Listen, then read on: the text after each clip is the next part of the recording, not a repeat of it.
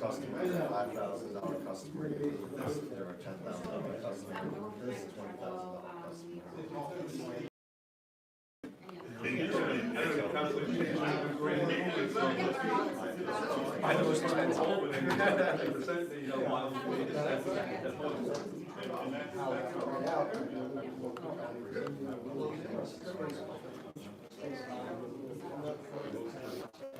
Maybe have three.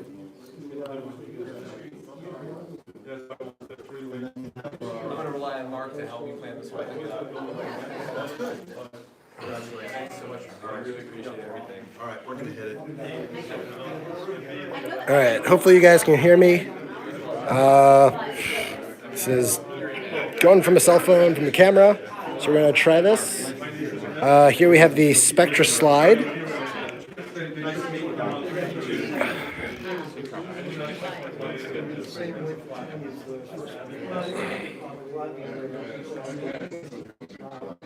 So as you can see, when you turn off the projector,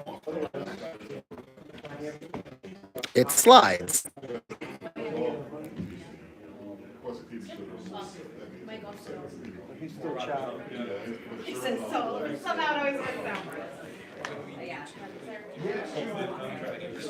And then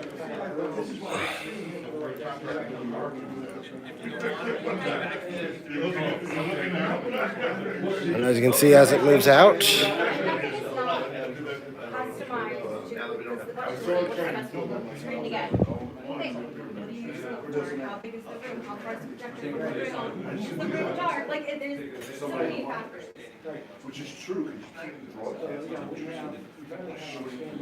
hopefully this is a better stream than what we had before. So as you can see, the Spectra attaches to the back of the cabinet.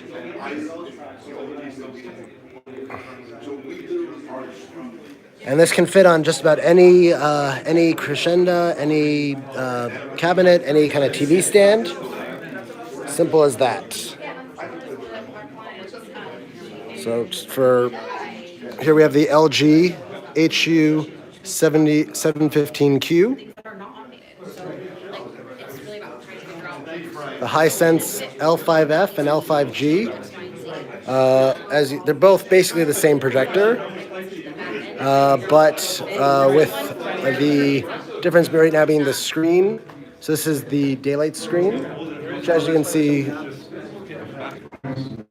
it's really good from in front of when you're in a narrow viewing area, but when you go to the side, it does lose some of that luminosity, some of that reflection. Whereas the cinema screen is consistent pretty much from any angle. Give me a thumbs up if y'all can hear this. So here we have the Aegis cabinet with the Optoma P2 inside. We have the Vivid Storm floor rising screen.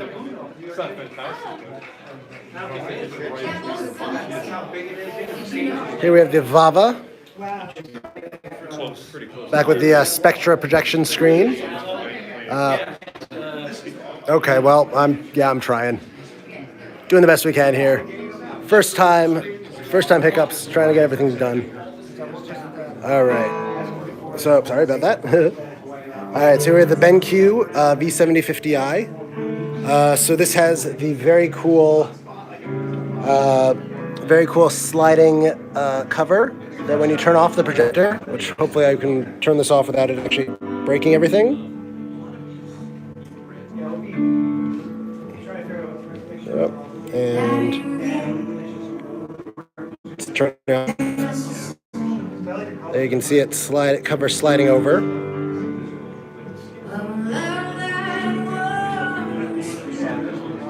Now the one thing that I will criticize, I love the BenQ personally, but one thing I will criticize it for is the media player comes with the dongle extended, and unfortunately the charging port for it is on the side, so it sticks out while you're watching. But other than that, the BenQ is one of my favorite projectors. It's very bright, very vibrant and colorful.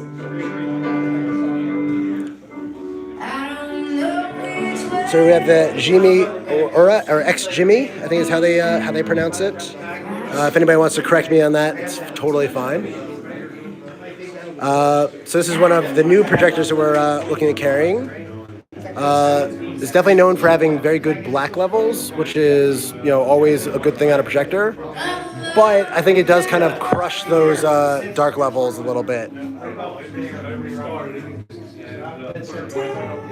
So here we have the LSP-7T, the little brother of the triple laser LSP-9T, up against, again, the Spectre screen. And as you can see, this is not the brightest of projectors, but despite it being directly underneath the lights, the bright fluorescent lights, you're still getting a very good image. And a lot of that has to do with the Spectre screen and its ambient light projecting properties. Honestly, with a lot of these projectors, what really is going to make it better is the screen that you pair it with.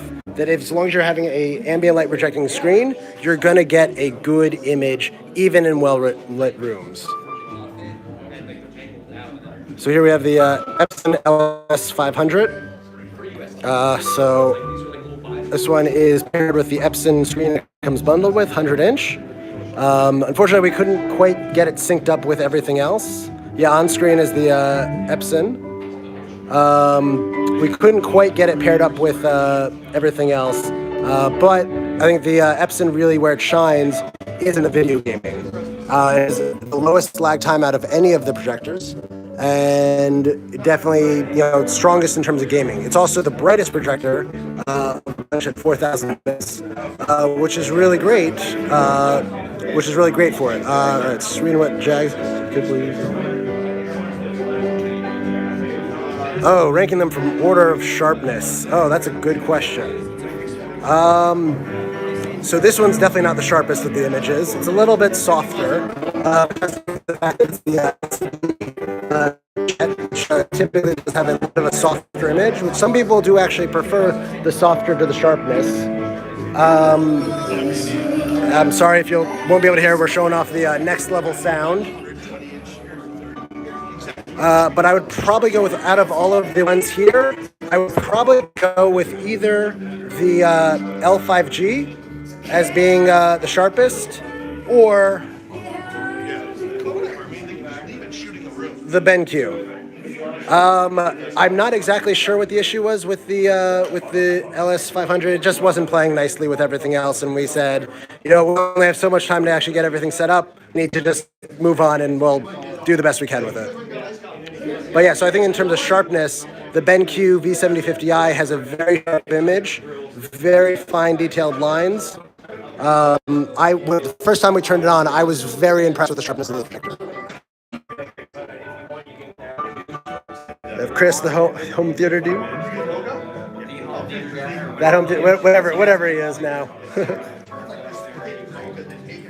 All right.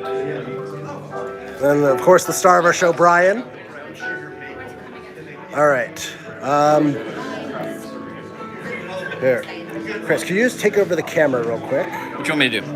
Just walk around the room, and if something flashes of somebody wanting something.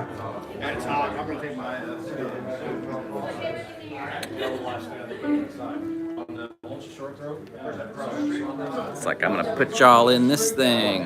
Whoop! Check that out.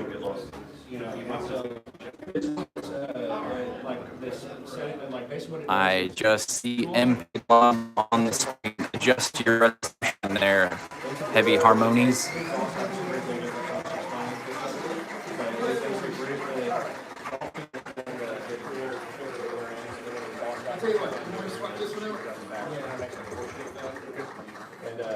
Actually, on this record, it actually goes in the back and the bottom of the two sides. So we are universal for every projector in production. And so what we do is we'll change the fan direction to whatever direction is going to be for that projector. And so whenever you go to our design concept, you can go through and choose the cabinet however you want to. See all the different features, and it has standard features. And what you do from there is you'll go and get your optional features, and you can rack them and get rack mounted cooling systems, you can get RGBW lighting in the back, so you can access the wall. So if you want to make it blue and it's laboratory, you know. And so this is time for lunch.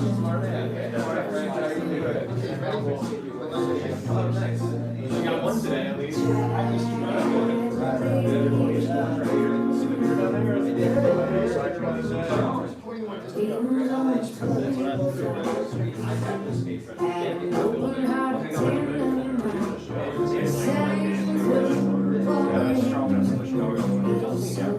On the way in, here's the key. So the actuator is strong, so whenever it's going in,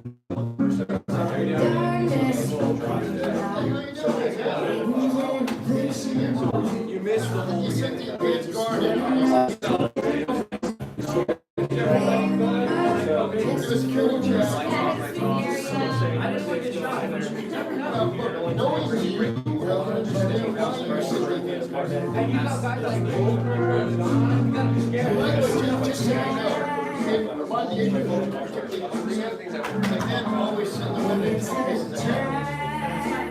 No, it really isn't. Not for the women, it isn't, because it's all about finding the land. It is. My daughter's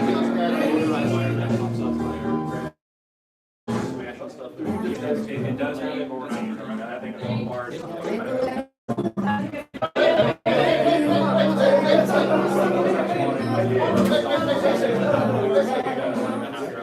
Take one good one and then find one. All right, find one. Ready?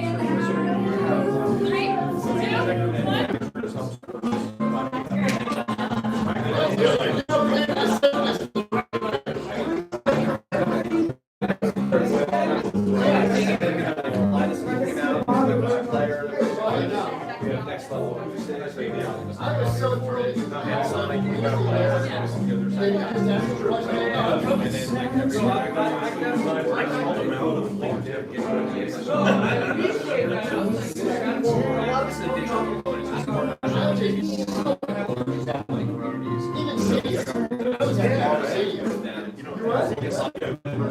Out here like talking about it. It's not really like a free market. It's not, you know, trying to. I don't have the credit card swipe or something. It's really what it's about. And, you know, I like to consider myself an advocate for short-term technology because I gotta fight for right? So like, you know, with our other projectors, you're in a dark room, and like this can go in like anyone's living room, right? I mean, that's a pretty great picture for all license.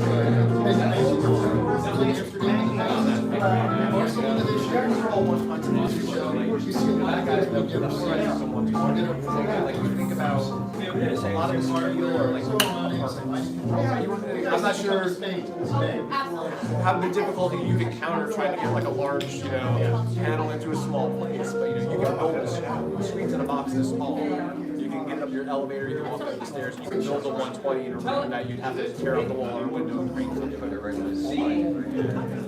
And you know, I'm just happy that the product can hopefully get everything across the country, as opposed to, you know, just a few basements or both, which is what the show is. Just pop these on the table, like this guy right here is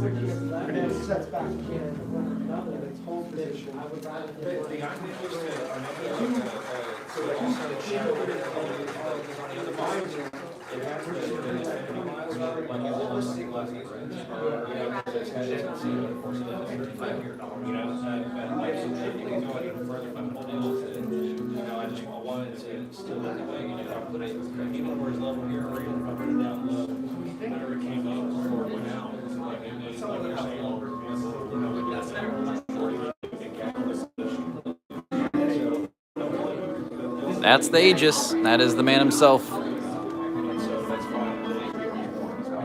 It's triggered by the projector, so like it was the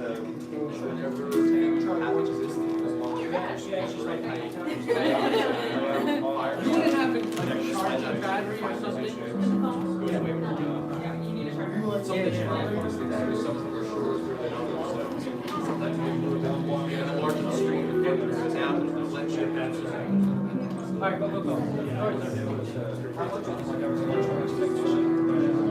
The first ones we sold of this were to like a liquor store. That was using it for signage. You know, like they wanted 120 years later for sign. You know, I'm not sure on the commercial side. It takes like an hour to build the screen for someone that may not know that. One of the first high size we got one of the first couple of years ago was for trade show, and they built this thing together at the US enclosure and had like a 20-inch display on the wall. They had this picture, you know, and it wasn't like great as an analog video, it would be a display. It was like packed the whole thing up. You know, they didn't have to ship like 5 pieces. They worried about next on campus.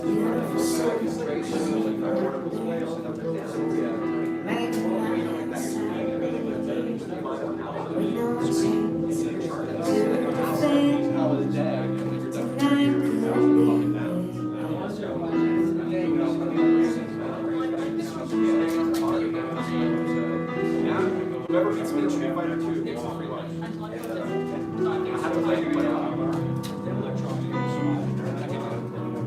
you've been practicing all day.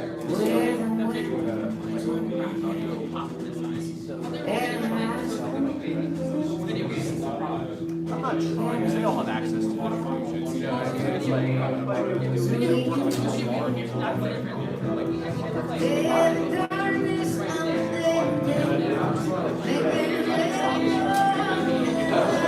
I'm not as friendly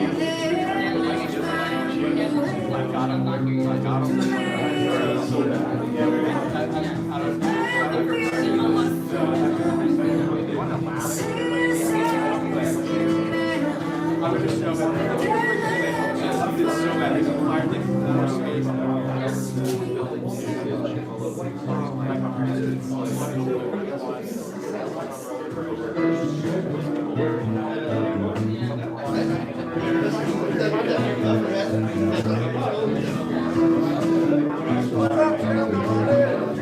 There's things you can do Marvel versus Capcom.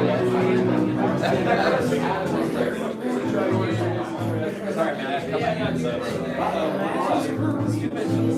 I had a ginger ale. I'm trying to tap off. It's on there. So I knew it was mine, but it's not.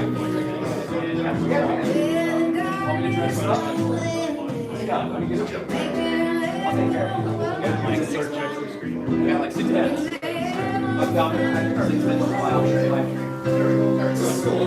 I'm gonna go disinfect him. I'll be right back. I got a medical order. All right.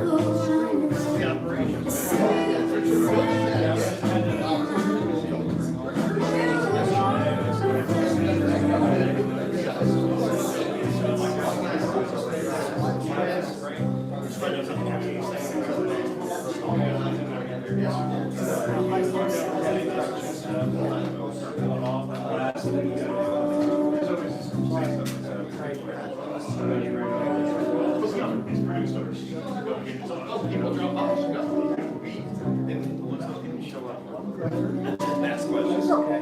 You know, it's the first event. Maybe.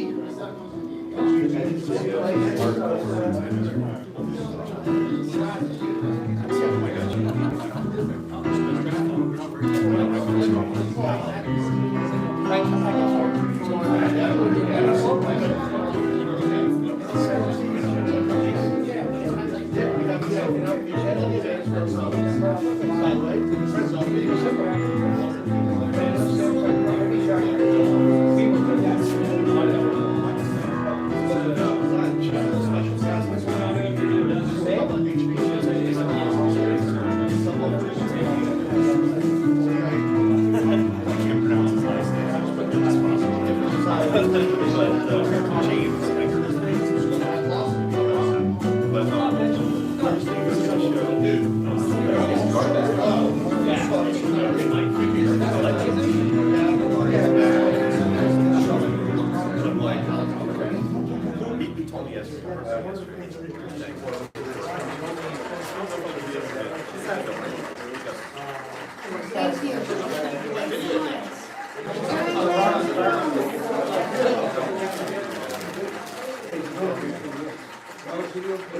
you. Chris Thomas on the bass.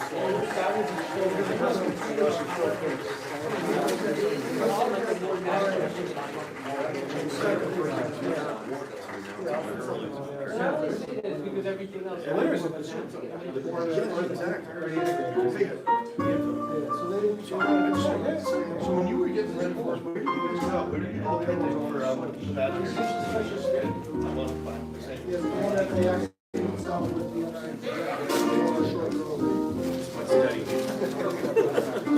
I brought maybe a badge. Yeah. I know. He wrote next level acoustic really well. Says, "Do you remember?" I'm like, yeah. Really funny good. Such a you are, man. I mean, that's the perfect. That's why I asked if anybody had good demo shots. No one said yes. That's a big product. I really like it. Doesn't matter. That's why I put it in a nice spot. So it's like did work on the side of the front half. I do. The higher speaker. Yes, yeah. Up here. For you. What have you done in this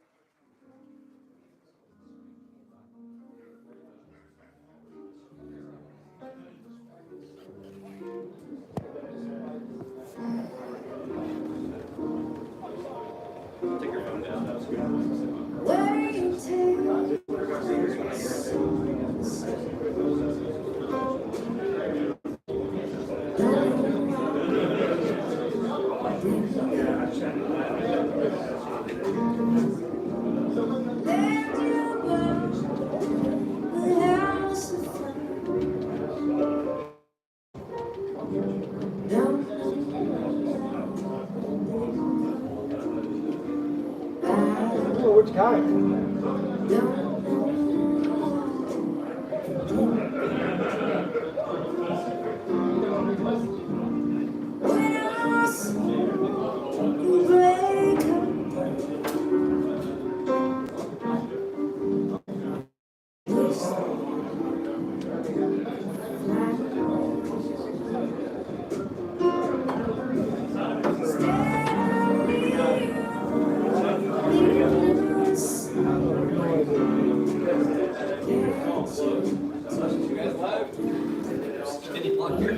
All right, trying this again. Are we back here?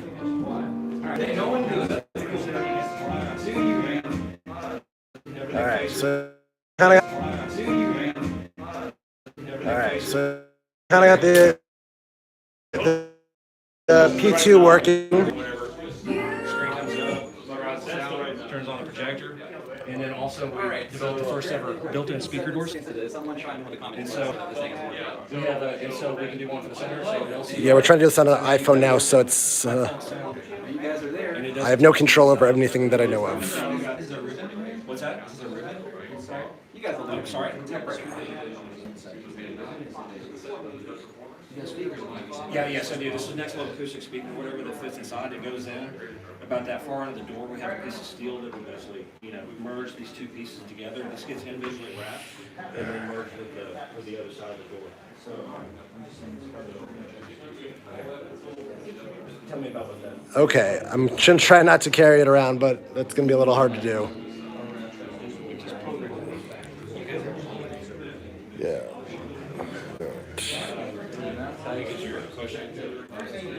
So I'll make sure you come for the next one. But all right, we're gonna switch over to the triple lasers now, or at least start doing that. So I'm gonna set the phone up over here, and if you have any questions, post in the forum. I'm gonna try to keep checking it, but you'll be able to see the triple lasers.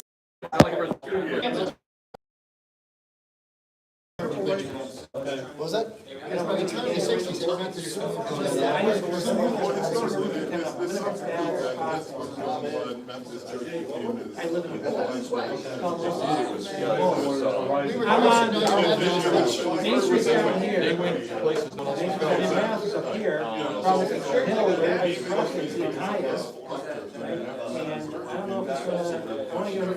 which we had a large, And they're now just like the same thing. Probably should try it. Once you get some time.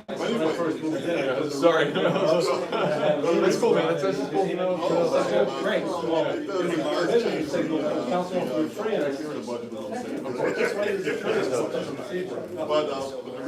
I definitely want to, just try to find some little source. It's not. Once you well, look at particularly it. if you're running off a PC and running your video, it creates, now, there's an easy, simple solution for that. Well, this is the thing, so I said, this requiring everyone, because again, this has to be full, because this morning, I'm pretty Gotta work. I'm not real troubleshooting. For the first time, I actually had zero trouble. PCs are the toughest thing to distribute because they don't like to see more than one display.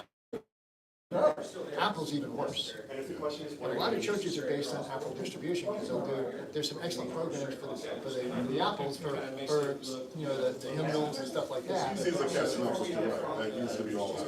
And it's tough distribution because you're looking at, most of the extenders don't really support the wide range of resolutions that or the PC or Apple does. And they're going to negotiate what they do regardless of what the splitter does. So sometimes you have to put an EDID lockdown emulator on the output of the computer to make it work correctly. So it doesn't see downstream. Well, and in the past, that's exactly, I'm like, I can't do that now, because, like I said, I'm asking a lot of troubleshooting AV, and, Because I know, man. You know what? they know you're the guy. So the church we used to go to, I did this networking in there, right? And we left the church on we left for good terms because we were called to another church, right? And I even still get calls. Hey Don, now you ran the wire to here. Where does that go? I'm like, well, let me think how we did that. My Apple guy did, for whatever reason, a lot of the churches. He was Latter-day Saints. A bishop of the Latter-day Saints. But for whatever reason, he wound up doing the Calvin Church, the Baptist Church, all the huge churches in our area for networking. And because he was my Apple guy and I helped him with all of his AV, I wound up doing a lot of them. And I'm a manufacturer. I'm not a CI. Yeah, so, but it's like, okay, we need to make this work. But it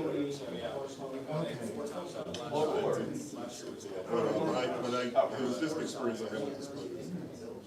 Yeah, you don't want to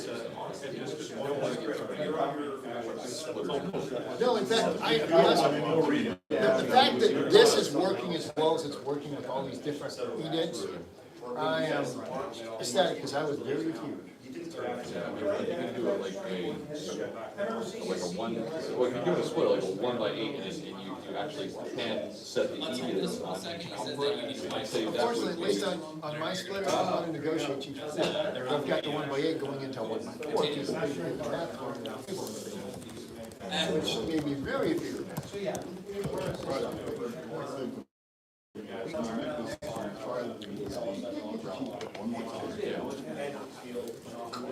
Well, hey, it's great to meet you. Yeah, absolutely. Where'd you go to seminary? New Brunswick. Yeah, in the Northwest. So, I'm not totally.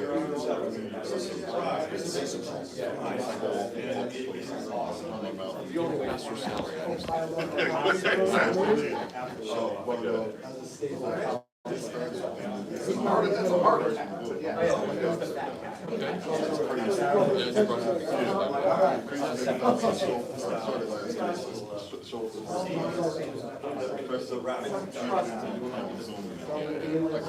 Let me give you guys a microphone before we set up the next round. Like,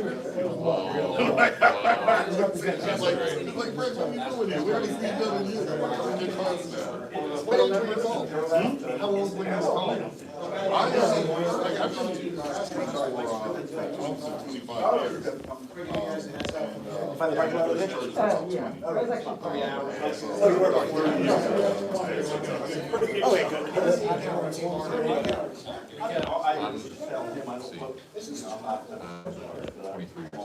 Okay. I was in physical first. Okay. So I'm, moving toward,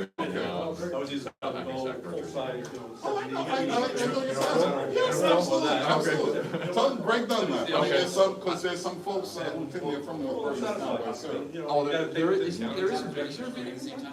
There is, well, it was. It was, okay, yeah. Because we actually, I don't remember the pastor's name, but we actually had some back and forth. Oh, okay.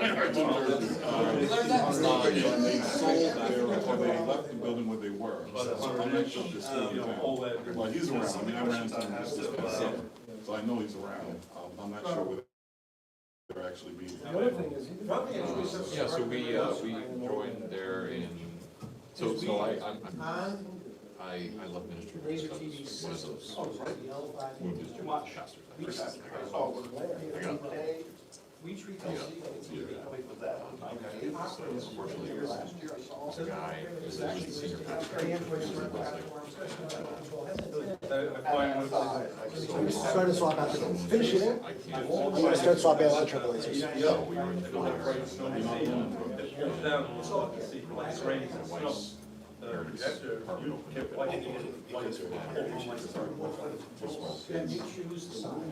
Dog, from a 6-bedroom Victorian parsonage, 2 bedrooms.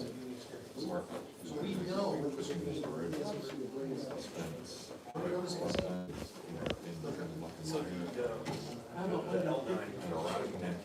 That is some counseling. Soil, and a radical Holy Spirit. Yeah, it's to my spec With the, out of which healing, and then even more, was recognition of my calling. So I serve as a pastor.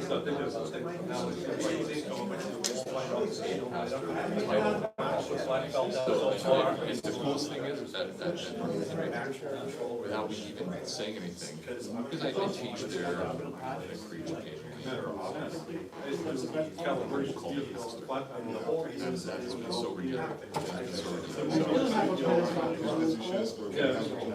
Yeah, Joel, about what his class was like for reference,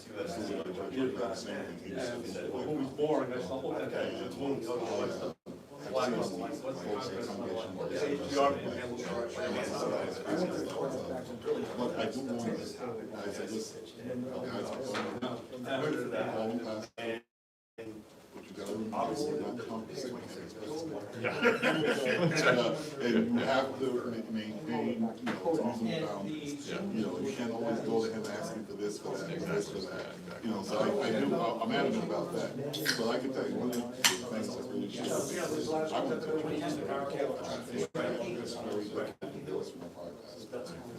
The church was being permanently apart because the area had completely changed. And it was just a lot of things. But because I was a black vocation, and because that wasn't the source of income, that allowed me to really stand firm. God knew what God was doing. Yeah, If anyone had gone, a young pastor had gone on and had to rely upon that church for the young family or whatever. It's funny, that sounds like my second church. Okay. So my second church, so I did 2 years, and then I went to this church in Bucks County, you know, their houses, the world's growing houses, and the color, very, friendly, warm, history. I like to see it. You could see so the population.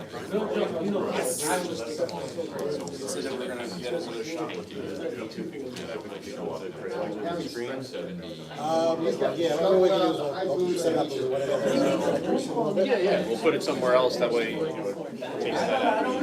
So it ends at, thing out.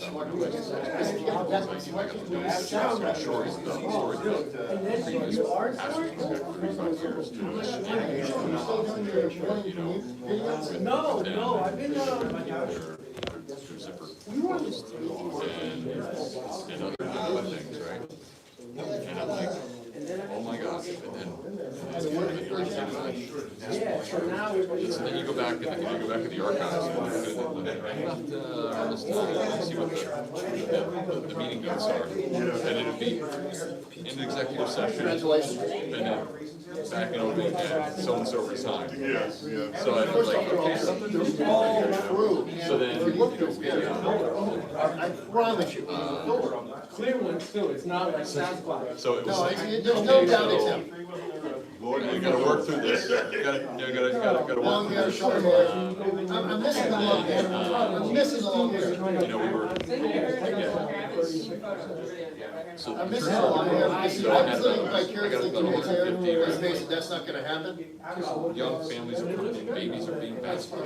It's like the Sunday school, you know, it's like all good, all good, all good. When it's wet. And, you know, Oh, really? Well, there's the fault. Well, you're doing it good. it was, I there was made a a mistake. so, and I didn't understand this, right? So, if I could go back and tell my young self, I was spending, you know, because, you know, they're saying, I want to grow, I want to change, so, you know, I was spending a lot more time with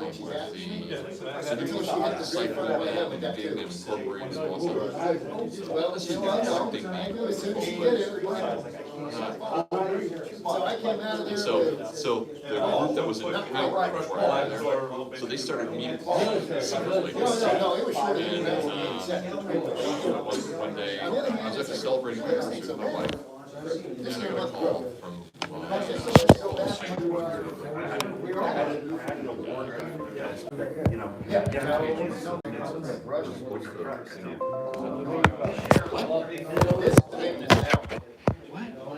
That's only because they got a shade here. Jesus, this is so anyway,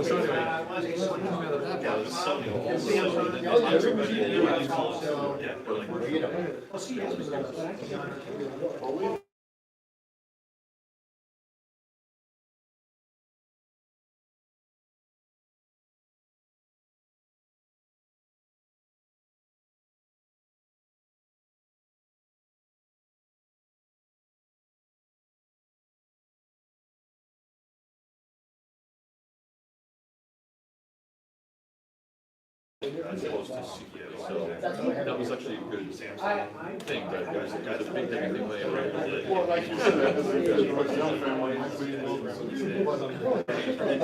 Share that with you.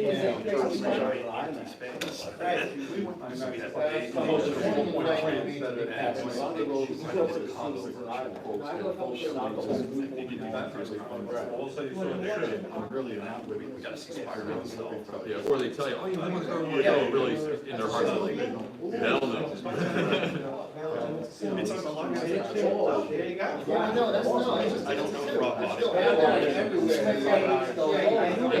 Because it's great. Oh, yes, it was. When I'm out in LA, being a Yeah, they had a lot of comments when you did this with the dam.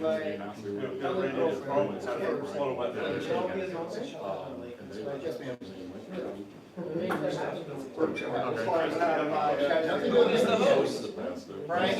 Whatever he is. Brian, tell me. Jay Atkins owns AVS Forum and I'm the host. And this is Mark Major. We'll have the buyer. Wherever she wants, find a way to get it. You'll see games and stuff. So my apologies for the lack of And this time what they did That's what it's really good. I try to focus on the things that said, we almost. I don't have the ceiling height.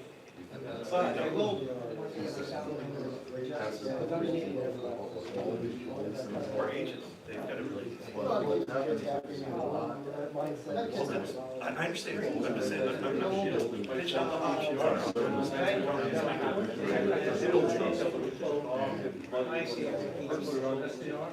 not like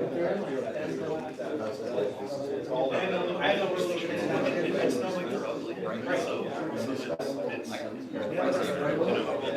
I was like, wait, what are you doing? I saw waiting there.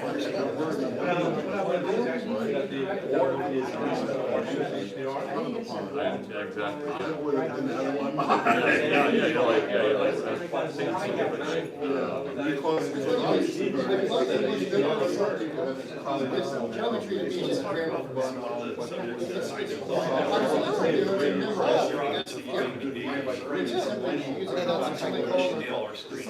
however, now, because I didn't not certain things I did is So they just why whatever screen they put I think I use the most. It's depressing. as long as it's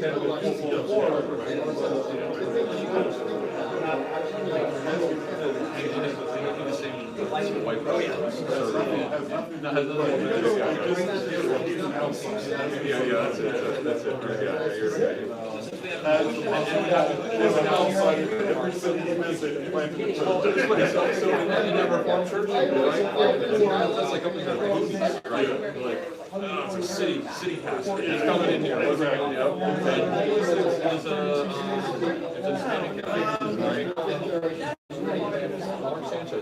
My mother's from Alabama. And he was karate, and he had like dojo, you know, and turkeys were like free, and disciples kids, and it was great. And then I was like, oh, yeah, the city guy, not so bad.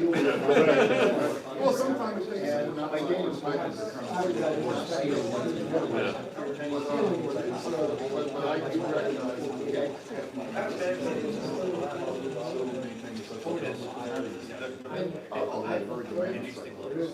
some of them have very generic. Except that the women can get on the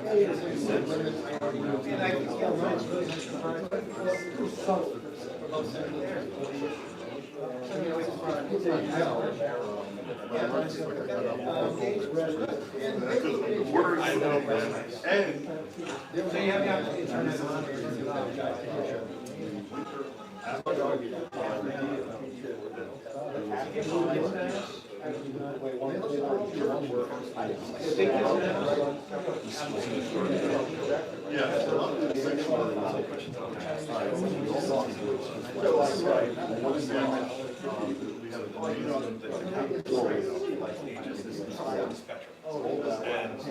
When they slide out. Yes. What about us?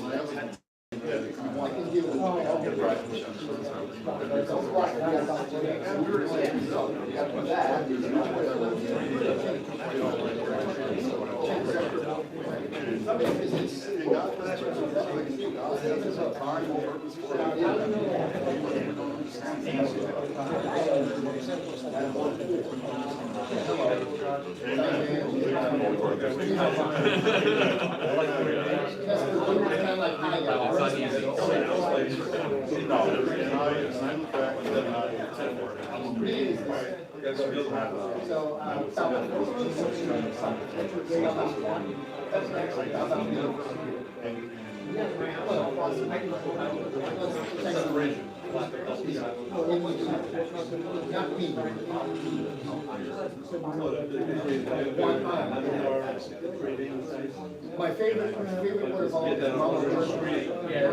which is the same as the Yiddish word. Behind us, I wonder what's going on.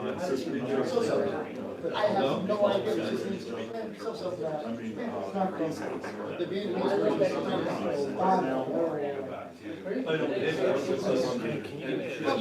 that concept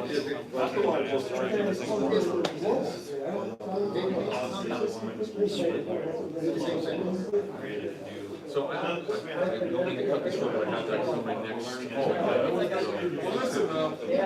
listen, I'll tell you. I want to stay in touch with you.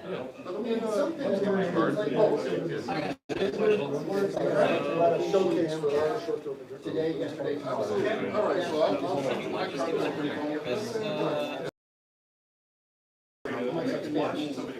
So you say hello. So you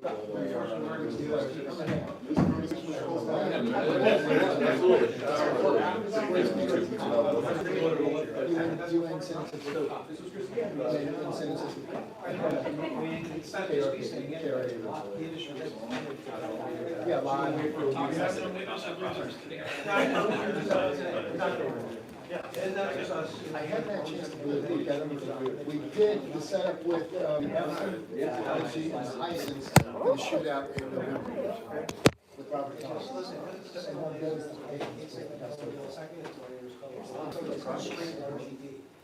yeah, we're like Epson, contractors, right, and they pass through. The screen. Hisense should be more. A whole lot more. It looks good. I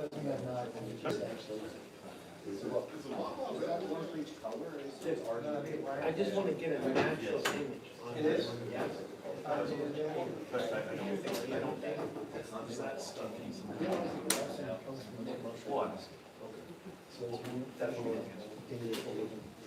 Anything else, Chris?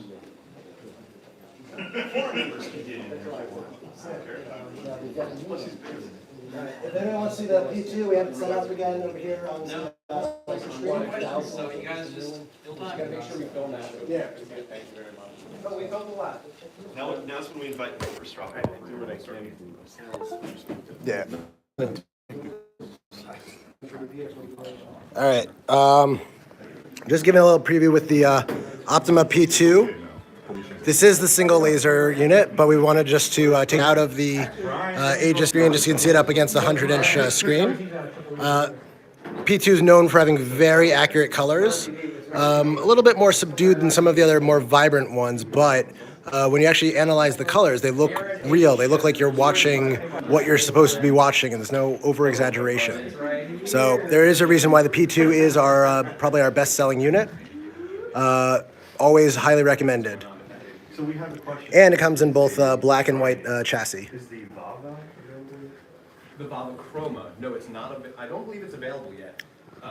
Vava thinks it's a little immature for us to even show it at the event today because they're having some issues with some of the software. Too late, already on But there. we did it anyway, it sorry, here. Vava. I got one. So as far as I'm aware, it's not available for sale yet. I believe it's gonna start being available late April, early May. And I can't disclose what the price is expected to be. So it's a secret only I know. We'll get it to you by then.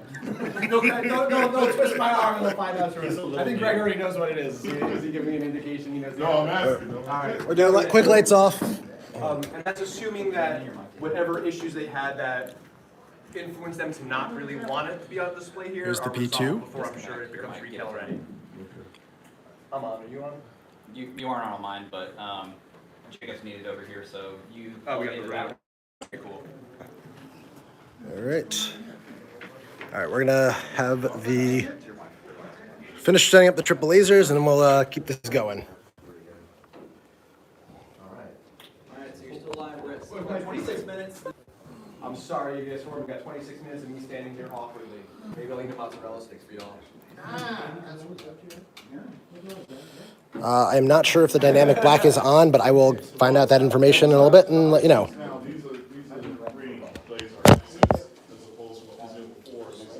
So what is still this is still the single laser. Okay. This is the triple laser. This is the L9G. Alright, so we can get to see, that's You can see some of the differences.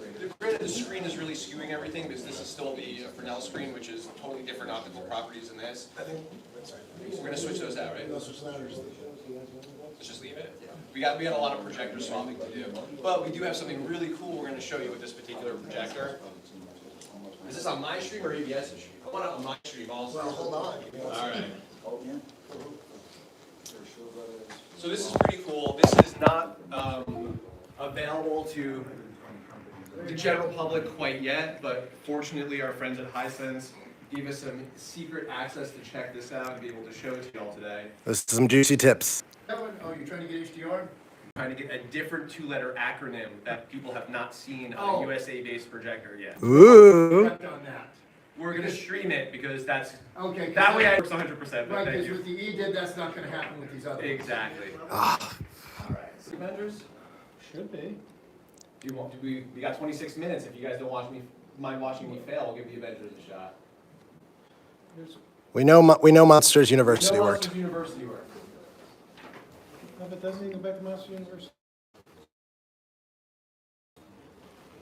Mark, you're our platinum sponsor Hey, here. man. You Yeah, want I'm just Avengers? You're saying. the Avengers. I'm a Marvel guy. No, I think we're offline. Offline. That's just what popped up on the screen. Yeah. All right, Mark's right. We see our favorite little. So Legos together. Keep your eyes on the top right of the screen.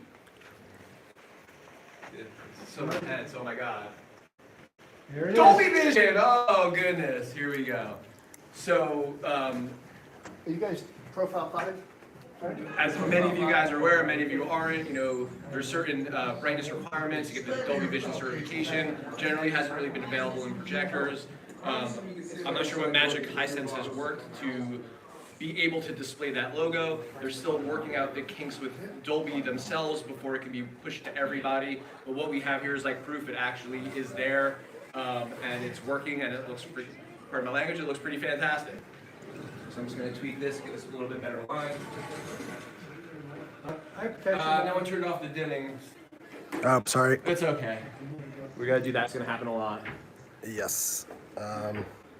Now, I just want to preface, we are streaming. You have the Epson LS500, and I possibly am missing something else right now that I'm not familiar with. The WeMax does it, and the GME, and the The XGME. XGME and the WeMax both do 3D, and those are new units to me that I'm not very familiar with.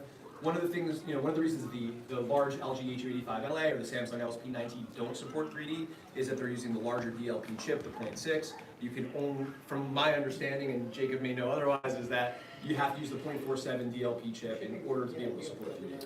AWOL 3D coming this summer. Heavy Harmony's rights. Yeah. Still not a question. So yes, so AWOL, another one of our sponsors. Thank you very much, AWOL. When you guys check out the unit and just put the laser around. Thank you. They are indicating that they are going to have a software push to support 3D later this summer. I have no reason to doubt what they say. We're all excited to see it, and that'll just be another awesome projector that supports 3D for those that are interested. I'm assuming it's going to use the active DLP link as well. Heavy Harmony, if you have any other inside information, please shoot it our way. Now, I thought it was interesting that you were showcasing a lot of streaming sources, Apple TVs and such, and then you pulled out the Kaleidoscape. So we were not showcasing streaming sources. The only reason I popped on the Disney was to show the Dolby Vision. This Kaleidoscape does not support Dolby Vision, and with all of the EVID stuff that we have going on, there's no way the distribution was going to push the Dolby Vision. So For the first morning session, everything was done through the Kaleidoscape. When we get everything set back up, it's all going to go run back to the client. Now, I know there's a huge push for streaming. We see it in our devices. Everybody feels so compelled. And then when we're talking about quality, it's like, jumbo shrimp, it's an oxymoron. So maybe you want to elaborate with some of the differences of why you have a Kaleidoscape and not just an easy Apple TV. I'm sure it'd have been a lot cheaper to do that. Well, fortunately, our friends from Kaleidoscape provided us the video, so the expense of the Kaleidoscape for us, did not exist. But, when we talk about the streaming, you're required with bandwidth, right? We're not in our primary location. We occupied a vacancy in the building in order to be able to do this. And we don't have wired Ethernet here to be able to push. So I'm running off of the mesh system. And because we're only getting about 35 to 45 megs up in this room, there's no way I wanted to try to do streaming, especially if I was going to try and stream from every independent device. So maybe if we stream to, or we create a localized network, or we did something and we're able to syndicate that stream signal to all the devices, it would be good. But in this particular location, with our particular bandwidth, no way. And that being said, at the end of the day, you're always going to have compression with the streaming, right? Something like the Kaleidoscape is this high quality of audio and video fidelity that you're going to get that you're definitely not going to replicate with anything from Netflix. And Kaleidoscape, when they were explaining to me a little bit more about their product, they were explaining the new Spider-Man movie. Sorry, I'm looking at you and I'm looking at the camera. I know you asked me a question, Mike. So, there's Spider-Man No Way Home that is available on the Kaleidoscape. I believe they said it was 3,000 gigabits of data, where the streaming is going to be 3 gigabits of data. So with that 1,000 times, and it may be 300, I wish Rob was here, he had to run out and do something. So it's either 300 or 3,000. Either way, you're talking about 300, you're talking about 100 times or 1,000 times the amount of data that's coming in that movie. You're losing some of that information and that fidelity when you're running it through a compressed stream. I would like to toss something on the distribution part. I'm going to let Brent address that because there's no one more expert in this than Brent right here for Part Metro. of the issue in here, and not their worry, but my worry, is streaming devices are essentially meant one device, one display. Because that's the advantage of a streaming device. Your Apple TVs, your Rokus, your Amazons, your Googles, you put it right at the TV. They don't really negotiate a lot of EDID correctly. As we mentioned earlier in the broadcast, Projector EDID is the toughest thing in the world to get to doing the same thing versus a flat panel. So there's a lot of issues going on here. In fact, one of the things you may not have noticed while they're setting everything up, the projector that's currently in that location, which they can't see on the video, was over there and it wouldn't work. So we just swapped projectors around and everything's perfect. And it all comes down to threshold levels within HDMI. That shorter active cable that fiber provided a higher threshold of data or possibly a lower threshold of data. That other one might have been overdriving the input. We don't know, but just by swapping the devices, everything's happy. Cool. And we don't know right now because we're doing this on the fly. Right, this is completely on the fly. Yeah, exactly. We have no idea why or what, only that just the swap made it work. This brings up a good point. This is also why you hire a really good, understand HDMI handshake issues and everything that EDID does, whereas guys like you, Michael, at Restrepo know exactly, what works with the products that you guys sell, so that when your clients get it, they don't have the issues that we're having here today. Or who to call when there's a Right. problem. Right, As Michael's statement is, it's not that I'm the brainiest, it's that I know the brainiest, I can call him. right. And that's the thing. It's knowing who to contact, and a lot of the CI have the tools and the test gear to find out what's going on. Right Whereas the here, we're hobbyists just, may not. right. This is just, as you mentioned, this is a quick setup. We did what should have taken 4 hours per projector Sure. in 30 minutes. And that also being said, in your home, you're probably not trying to hook up 8 displays at the same time. Yes. You're a distributed signal, so you may have Definitely less 8 type. projectors. Yeah. But if you're looking for 8 projectors, we're more than happy to accommodate. But as a hobbyist, and one of the things that we do struggle with Go on, get is, in here, so you can, is the various camera. Come on out here. Come on out. Come on, Greg, you you wanna wanna- ask the question. He's welcome to be out here. All right, I'm representing the hobbyists. With the various UST projectors, I mean, a lot of them now do have their embedded systems, whether it's Android TV, whatever. What are you guys seeing in regards to the trend of the trends in regard to those systems which are embedded in the units, the quality? Because one of the challenges, I think, as a hobbyist do I need an NVIDIA shield? Do I need whatever, you know, do I need an external resource? Or should I just plan on running, you know, whatever system's embedded? And a lot of it, of course, you know, the limitation is usually bandwidth and just, you know, trying to run. Bandwidth, the internet you're using. Exactly. I'm gonna jump in front of him on this one, because as a CI, the most important thing to me is user interface. Right. Does the remotes easily support what you're attempting to accomplish? Right. And honestly, looking at the remotes here, the vast majority of these remotes that try to operate as a streaming remote are wanting. Right. I would rather have a Roku or Amazon or an Apple remote to do that than pretty much any remote, honestly, that I picked up here today. With the honest exception is the Hisense. I like their remote. I use a Roku and an Apple and an Amazon and an NVIDIA Shield at my house. Yeah. All at once, too. He's special. No, I rode the short bus. Well, But that's kind of where I'm going, because right now, that's my challenge. I mean, obviously, we all want to come to that place where I got one remote, one device, everything's working great, but it Well, doesn't seem like one thing can do everything. And one thing can, you know, okay, if you have a Roku or an Amazon and you have a flat panel, one remote will basically do this until you throw in an AVR. Right. The projectors, I'm sorry, I don't mean to interrupt. When you're finished, I want to make a statement in regards to that. most of the projectors are not really meant as a one and done. The remotes are fairly streamlined. Right. You turn it on, you select the source, and you got a menu button, at least from what I've seen here. So if you're gonna try to do streaming, it's not any knock against the product, it's a knock against the user interface. And the screens look great, it's just the remotes. Just trying to, you know, they're not backlit, they're not trying to set up screens quickly, it's frustrating. Because I don't know them. Yeah, so, I mean, that brings up like the Kaleidoscape. Why did I choose, one of the reasons I chose it for this event was the interface. I know how to manipulate it really quick. And as Ross showed when he demonstrated it today, it is so powerful for being able to find what you want to watch. Everything. Maybe that'll be a solution. But I thought about that in Generation 5, hopefully, that will answer some of those questions. Right. So I want to like put my consumer hat on here. I'm spending the money, right? All these manufacturers are paying some licensing fees to the streaming services that are on there. There's a cost associated with it. How much is that cost? And would you as a consumer prefer to not bear that cost and use your own $25 4K Roku with the interface or whatever other device with the interface you like that you're more happy with? Right. And maybe it's $200, maybe it's $500. I honestly have no idea. No one's willing to give me that information. But, you know, would you guys, and I'd love to hear the feedback, you know, from everyone online or everyone in this room, like, would you rather save that couple $100 or have them put that couple $100 or whatever it is back into the projector to increase something else, increase the contrast, or do something other thing to make the video better? Well, I want uniform streaming capabilities across my household.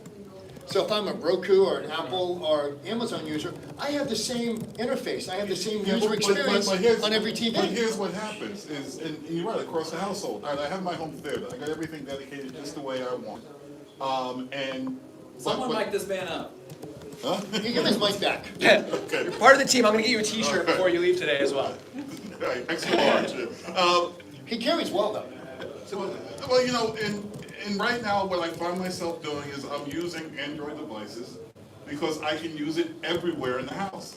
You know, I have a Plex server, you know, that I can access throughout the house, everything.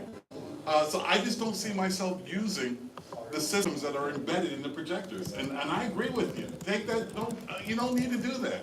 Because I'm not gonna have one way that I interface in my home theater and then have something different elsewhere in the house. Because guess what? When mama or son, when they go into the home theater, I'd rather for them to be familiar with what they're doing. You know, so I find myself putting the Android devices throughout my house, and there's the same device on every TV. Same menu, same setup, you just clone it across, agreed. Exactly.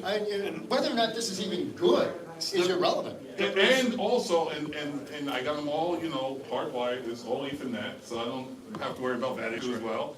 It just makes it easier. And really the reason I was asking my question, at what point does that change? At what point do we get to where whatever system you want, what they provide is as good an experience as I can get on something like an NVIDIA Shield, you know, built in? At one point, I can tell you, at least based on the processor cost, Right. the NVIDIA Shield spends a lot more money on their internal processor. Right. than they can just because of pricing pressure from their consumers. How about the kaleidoscope interface? Have you ever experienced that? Like their interfaces. Hyundai type of guy, I'm not a. Well, my point is this: is there will be like that you're talking about having that one interface that kind of transcends all of them. That is a great concept because you see that everywhere at every level. Exactly. And that concept just gives you that ease of use. And in the DIY, where I fix a lot of systems, a lot of times somebody did something weird. Michael, you want to get on the camera? Come on around. He's not, well, Oh, is he? Yeah. Oh, yes. Well, Michael, but you're right. We're I off can tell you, camera. We're off camera. Oh, okay. The kaleidoscope, I mean, if there's ever been like the Nirvana, and whether I tried to reproduce that with the old days of Windows Media Center, whatever. My movies, I was definitely, I did it too. Yeah, but that's always what we were trying to get at. Yeah, so I agree with you. I think that. But think about how much effort you spend in that, and I think, but the point was, but you loved it, but you had a good time, so it wasn't a waste. So I don't ever want to discourage people not to get it. Now, I have a kaleidoscope, I also have NVIDIA, I have a BenQ, Apple TV, I have every single streamer because I have to show it to my customers. Now, I love that stuff, so I'm also, I have Zipidi, and I get these things because at the time, as just like the DIY guy, I'm also a DIY guy, and that's why I got into this field. That's why I take this stuff apart. Now, I may be able to take apart something a little more, but we're all doing the same exact thing. We're having fun. So that some of these are smaller products where you're getting it together and you're pushing forward doing cool things. In Kaleidoscope, you can find on eBay. So, and that's where it can help you. And I know the CEO over at Kaleidoscope, trust me. He's into all of us. He wants DIY, and they want us to have these cool tools. It's something I definitely got to revisit again, because the other part of it is, sometimes you just want something that's going to work. Because you spend all that time, and when you're ready to show it off to your friends when they come over, something doesn't work right. No, and the quality, I'm telling you, when you do have, like, I have the full theater, my theater is 200K, and we show it off, and when I showcase it, and it's another, hobbyist of yourself, someone that is going to appreciate what I have and say, you know what, I'm gonna do this right, and I gotta put the premium gas in it. Kaleidoscope is that premium gas. The regs are red. We can, and I wish if you could put one movie and then put it on the Kaleidoscope. I swear to you, I don't care what movie, it's the same movie, it will always look better. The color will be different, the sound will be stronger, it'll be immersive, dynamic. The sound isn't the same.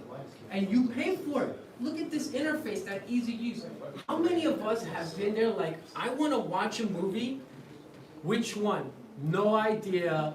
Too many movies to think about. I have no, and then we watch the same 4 movies over and over. Look at that. New ideas. Like, hey, you know what? That one looks cool. I'm not sure. No. That one looks cool. And this is what I'm saying. Like, you're talking interface. Yeah, We're gonna always. Remember, we got the big 3. We have movies, we got live TV, and we have streaming services.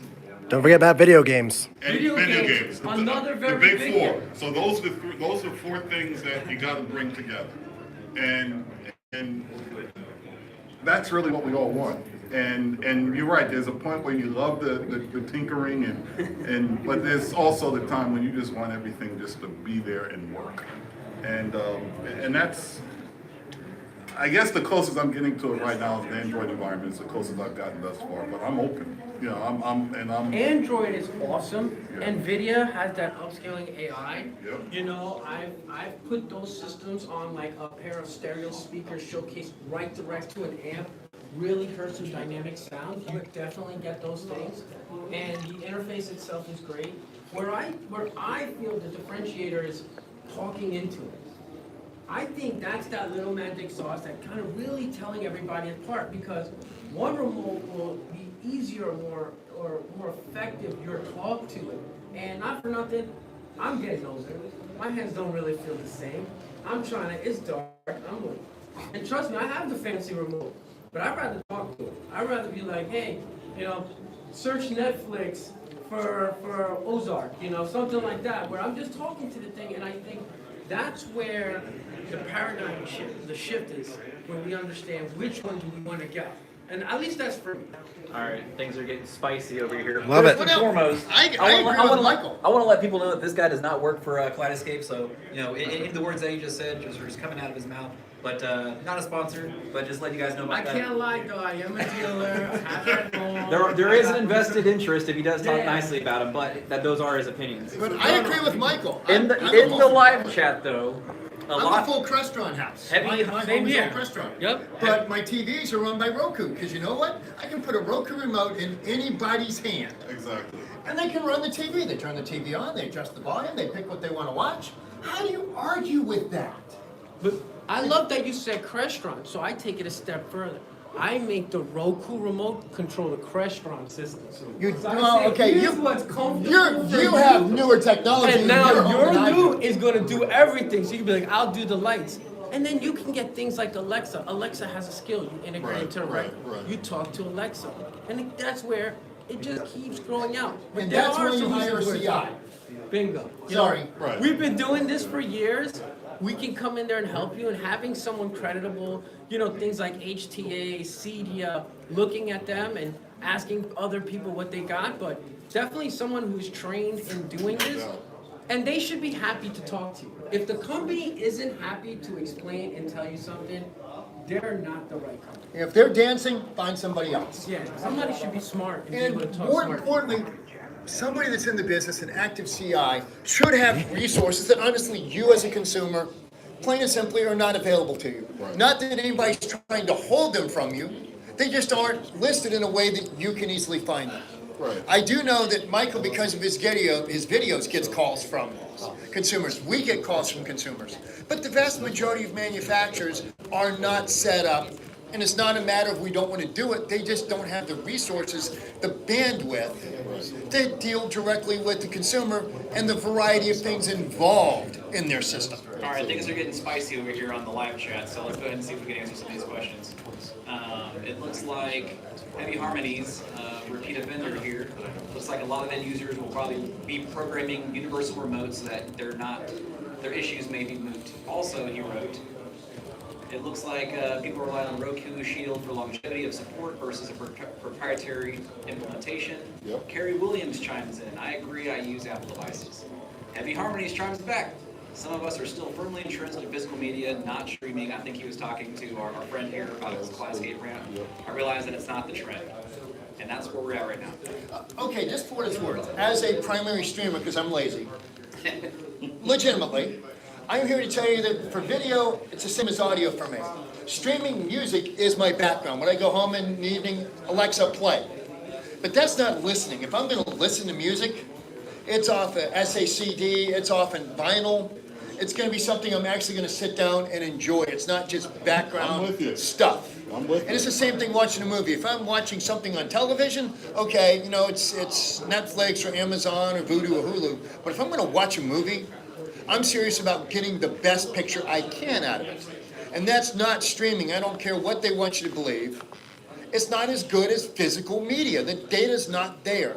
And kind of back to HDMI again, it's all about thresholds. Right. The fact that you can get a lock on a picture at 70% data doesn't mean you're getting 100% or 90% of the data.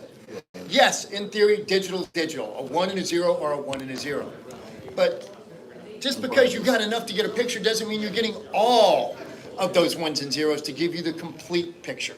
Right. Again, as noted, just with these two projectors, and I honestly don't know what their brands are, just by swapping them around on the existing HDMI cables, they both became stable, where before one of them wasn't. Right. Thresholds. The easiest definition is hearing. As you age, your hearing drops. Well, you and I are standing here, we may hear entirely different things, see entirely different colors. And we're both right, we're both human, we're both male, we're both over 40.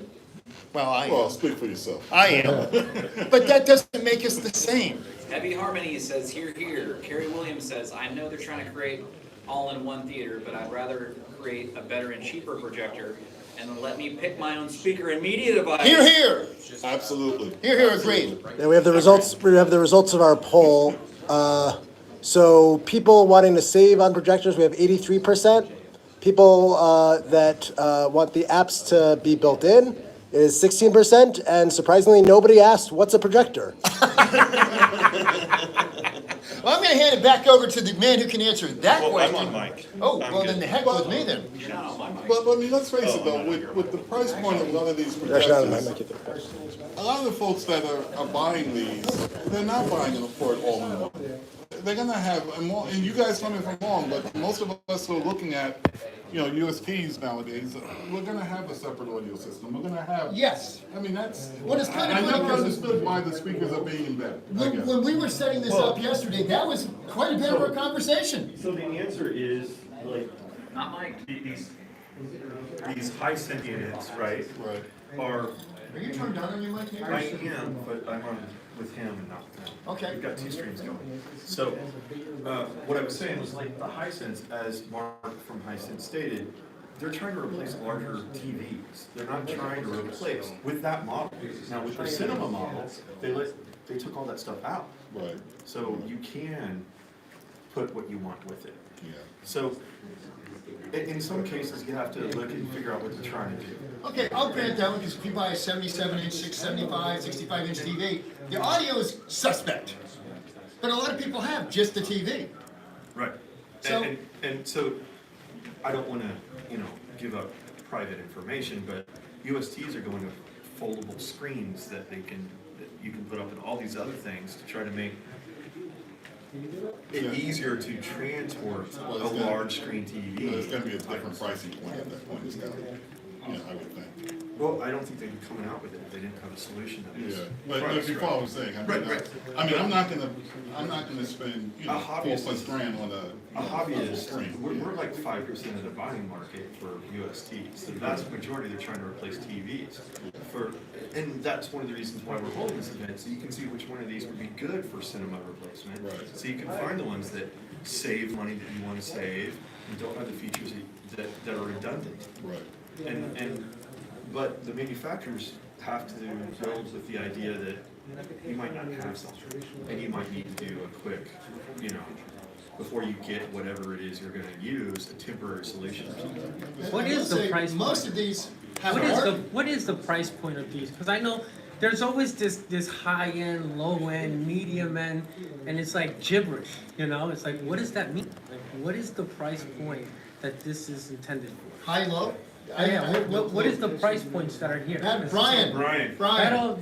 These dollars and cents, that means a huge thing In to these us. three laser systems, Right? that's a high, low price. If we're like, this is $2,000, but that one's 15, well, that's a From different retail story. perspective, the Samsung LSP19 is $6,500. With or without screen? I'm talking without screen. Okay. On the low end of the triple laser spectrum, you're gonna have the Hisense PX1 Pro that's retailing at $3,500. So, and there's all the price points in between. You have No bulb, right?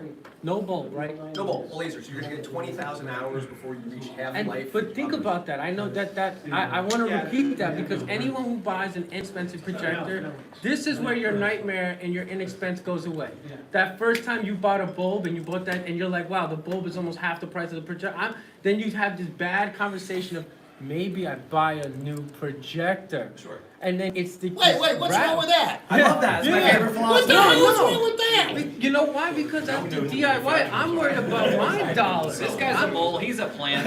Oh, No, but don't understand, when the bulb goes, that's how we can convince our wives we need to buy a new projector. well, I'm So don't, be careful what you say. I'm giving you the value. Most energy you've had today in the room. Bring it to your wife and say, hey, we're not gonna have to spend this money anymore, let's get the better projector. Okay, here's my view on it. By the That's when time, you take your wife on a nice vacation out around the rooms, and while you're there, you go, by the way, I just bought a new projector. So, let's go swim with the dolphins. And you just get right We'll be back. swimming with the fishes, we'll be right out there. When you're here, they'll put up pictures, you'll be like, you look amazing. You see that? This is all projector, it helps, here's my take on that. By the time any of these lasers become dead or reach the point that they're not usable, the technology will have left that projector behind anyway. So to break down the math. Honestly. 20,000 hours is 8 hours a day, 5 days a week for 20 years? That's a big like that. there. Yeah, so I mean, by the time you're ready to 10 years, replace 10 years, I'm sorry, still extremely long. 8 hours a day. This explains the cable count and the links, right there. It's over 12,000. Because you can't do I math. can't do math, I mismeasured, I'm Over sorry. 12,000 two-hour movies. Okay. Is 4.5 hours and 17 years. But so you're talking movies, this is a TV replacement, I understand, but the lifespan of these is astronomical. But you talk about the total cost of ownership, to Michael's point earlier, by the time you reach those 10 years of extraneous use, you've paid way more in terms of bulb replacements than you have for the And laser. simply, the technology has left you and your experience behind. But I also want to warn people about bulbs. Bulbs make a difference. You go buy the $80 compatible bulb, and you're getting The a color's huge. way off. Not only that, you're risking that thing exploding and having flash shards all over your projector. So- Or wait to change it till it breaks. That's always a bad idea. Don't ever do that. Yeah, the first warning, Yeah, change They'll it. tell you. They'll know. Change. Do yourself a favor. Change it. And It's get just the like a- OEM ones original. But yes, absolutely. just like brakes, air filters, and oil in your car, they are maintenance items. You're supposed to change So it. I think people want to. Again, that explains a lot. So we're gonna do one quick swap. So we're actually we'll put the PX one over here with the Samsung over there. Okay. So just give me 2 minutes. I want to go. Honestly, it's like the Tesla conversation. I love you get saying the oil thing because the reality, like the Tesla, there's no more oil change. Right. And like the laser, there's no more bulb change. We're coming to Certainly, that certainly point. not within the usable lifetime. No. So, And now the triple laser looks even. honestly, having my 65-inch die in my living room with this giant hole in my wall because I'm lazy and haven't replaced it, these are looking pretty good. They are. I have the Solo 2. That one is good. I like that one. That's the battery powered one, right? Yeah, that's. I have the- I I have saw the that high- at ISC in Spain. I have the high-powered one because at a certain point, you have to go powered. You charge it or replace the battery? No, I have to actually go 110 into it because I have 150 inches. Oh, that's a heavy screen. Yeah, that was. Is that the one that was in your theater I saw? Yeah, when we did the video? yeah, that's in my theater. And that's great because one of my walls is all glass, and even Oh, during. right, I remember talking about. I live in Florida, so even with blackout shades, Oh, I guess in the it's- afternoon it's bright. No. So, but the brightness of these, this is something, honestly, for what I do for a living, I don't get this opportunity. I'm always on the other side working on stuff, so to see all of this in one place at one time. Which year take picture? Honestly, you're gonna put me on the spot here? So far, I'm a Hisense guy. Because overall, now you really, I couldn't remember the numbers. I'm stuck on this. I think that image has been the punchiest. This one, if I don't see it on the game, I don't even want to See, well, turn that's to it. looking at it, It's because gaming, but I like I this. look at how can I live with it overall. Yes, that screen is better than that screen. Because that was way punchier. When you're looking at it, what you see is the Hisense to me, and again, I'm stepping in outside of my respectable band, but the Hisense to me is the most generally acceptable overall projector. And they're new to the game. You go somewhere, okay, this guy's a little brighter, this guy's a little punchier, but overall, what I can do with on a day-to-day basis, live with the picture as a complete system. For me, the I think that's on the spot. all these projectors, and I think the point that everybody else is contributing to. What's important to you? When can we get one of these things? Well, there's that, but you have to look at specific things. Is it in a dark room? Is it in a light room? What are you doing for audio? What's your feature sets? What's important to you? Now, Who's got the mic? Is a focused All right, so picture. we're Because I 68 look at a minutes lot of into these, this. If we the want to setups here have been different. wrap this up, wrap it up, Jacob. Picture with you guys are already there. So yeah, I'm old, dude. I'm going blind too. So I got glasses now. I need a crisper picture. Just again, now for some people it may be too edgy. My eyes, it's not. So what I like, my preference has no value to you or him or anybody else in here because it's all about personal applications. Your speakers, audio. What amp do you pick? What speakers do you pick? It's all preference. It's all preference. It's same thing with video. Absolutely. And everybody sees it different. I was saying earlier, that's exactly what It's the same thing with, you and I are both pressures. And I'm using RTI modes to control my pressures. I like an inexpensive remote. If you can leave it, yeah, I'm leave it not for crying. Yup, and it doesn't bother me. And it doesn't bother me. But I'm still using a Roku remote to watch TV in the bedroom. You gotta use the rotating pressure. I'm telling you. See, now I'm gonna have to do that because, but I'm gonna great play. I idea. hate programming my own house. I'm a junkie at home. I have all this stuff everywhere. I have jobs, things. Have you figured out a good way to I go home, Alexa, play. I go over to the touch panels, I don't care what the button is. Wipe out. And then just stuff happens. Well, a lot of these have a push to them, so Now, you what's have better to to me but after you is do that, Alexa you gotta Plus decide music, you pick up the Roku remote, your shutter speed. and where I'm gonna watch, right there. I like to entertain. I walk in and Alexa entertain, and even Josh, and No, the Josh is certainly a step up from Alexa. I got to admit though, they are both amazing products that have different price points. And The Josh does more, but it costs more and it's more effort from a programmer standpoint. it does, but Alexa has come a long way. So I always tell these DIY guys that are like, oh, Josh is sending so much. If you put some effort into Alexa, you can really make a difference. Like, really. Now, here's the thing, as a programmer, you know your own semantics. Yeah. Getting the semantics for your customer to remember much more past 10 commands. Josh is more flexible. Because it can take a wider range of commands to accept the same thing. Which has nothing to do with this, but Yeah, I have a customer and it'll actually put in the context of how they're talking and understand them. So if they even like it understands it, I can make it. It's up, bro. I understand that word. The Josh is definitely in a trouble. When it's harder, it's more not people, flexible. you have more users. Yeah, it's definitely can be more flexible. Myself, because I know what my commands are. Amazon is so easy and inexpensive. And we work with the restaurant or the control floor or the salon or the But Alexa, dots, the 5-inch panel, the 10-inch panel. They had a nice This is his. I've used the big disc for the music solver jumping in and woodworking. and now they got the ring, they even have ring. Yeah, but I've got the ring along with our Build it around for different purposes. You gotta see it all. Yeah, I'm I lazy. have all kinds of things to Vietnam, whenever you use ALR, It doesn't matter when it's UST, or motorized, the price goes up. That's our customer. So if you do all three of them, it's gonna be pretty much. Walking and That one's a really good one. That one's probably the best looking screen here, per se.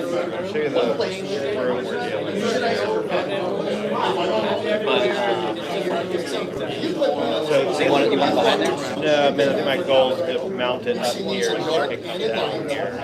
So I guess the other question What is is your take on what you say? I know it's not really customized. Do you want it above or you want it to fit in the I mean, cavity? the image needs to be down here somewhere. Now, that's But I'm gonna need to have a lot of extra fabric on it. Get it all the way down.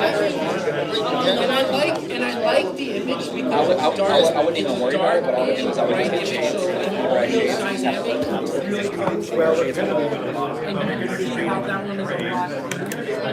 All right, I'm gonna take everybody on. So here we have the LG HU85LA As former movie, that's the worst name in the world to come up with for a product. on the Screen Innovation Solo Pro screen. And I guess it's a take on It's Tyler Stout. We're working on the showing off the triple laser projectors. Here we have the Hisense L9G up against the Cinema screen from Hisense.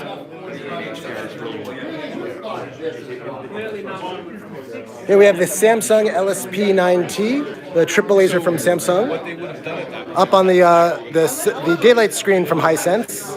Does not come bundled with that, but this Hisense does come bundled with one of the screens, either in 100 or 120 inch size.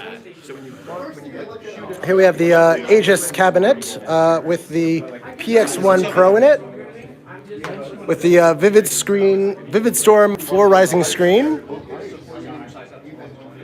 This screen goes up and down. It's actually really cool, and the cabinet goes out. We'll get a little tour of all of it. Got to back this up. The screen is too big. So this cabinet is awesome.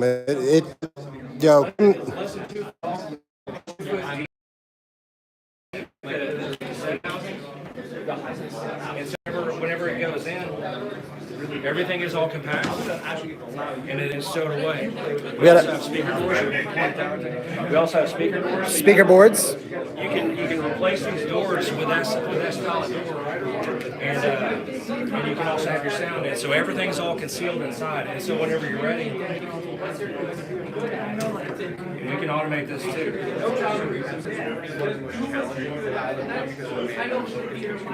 It's universal for all the projectors in production.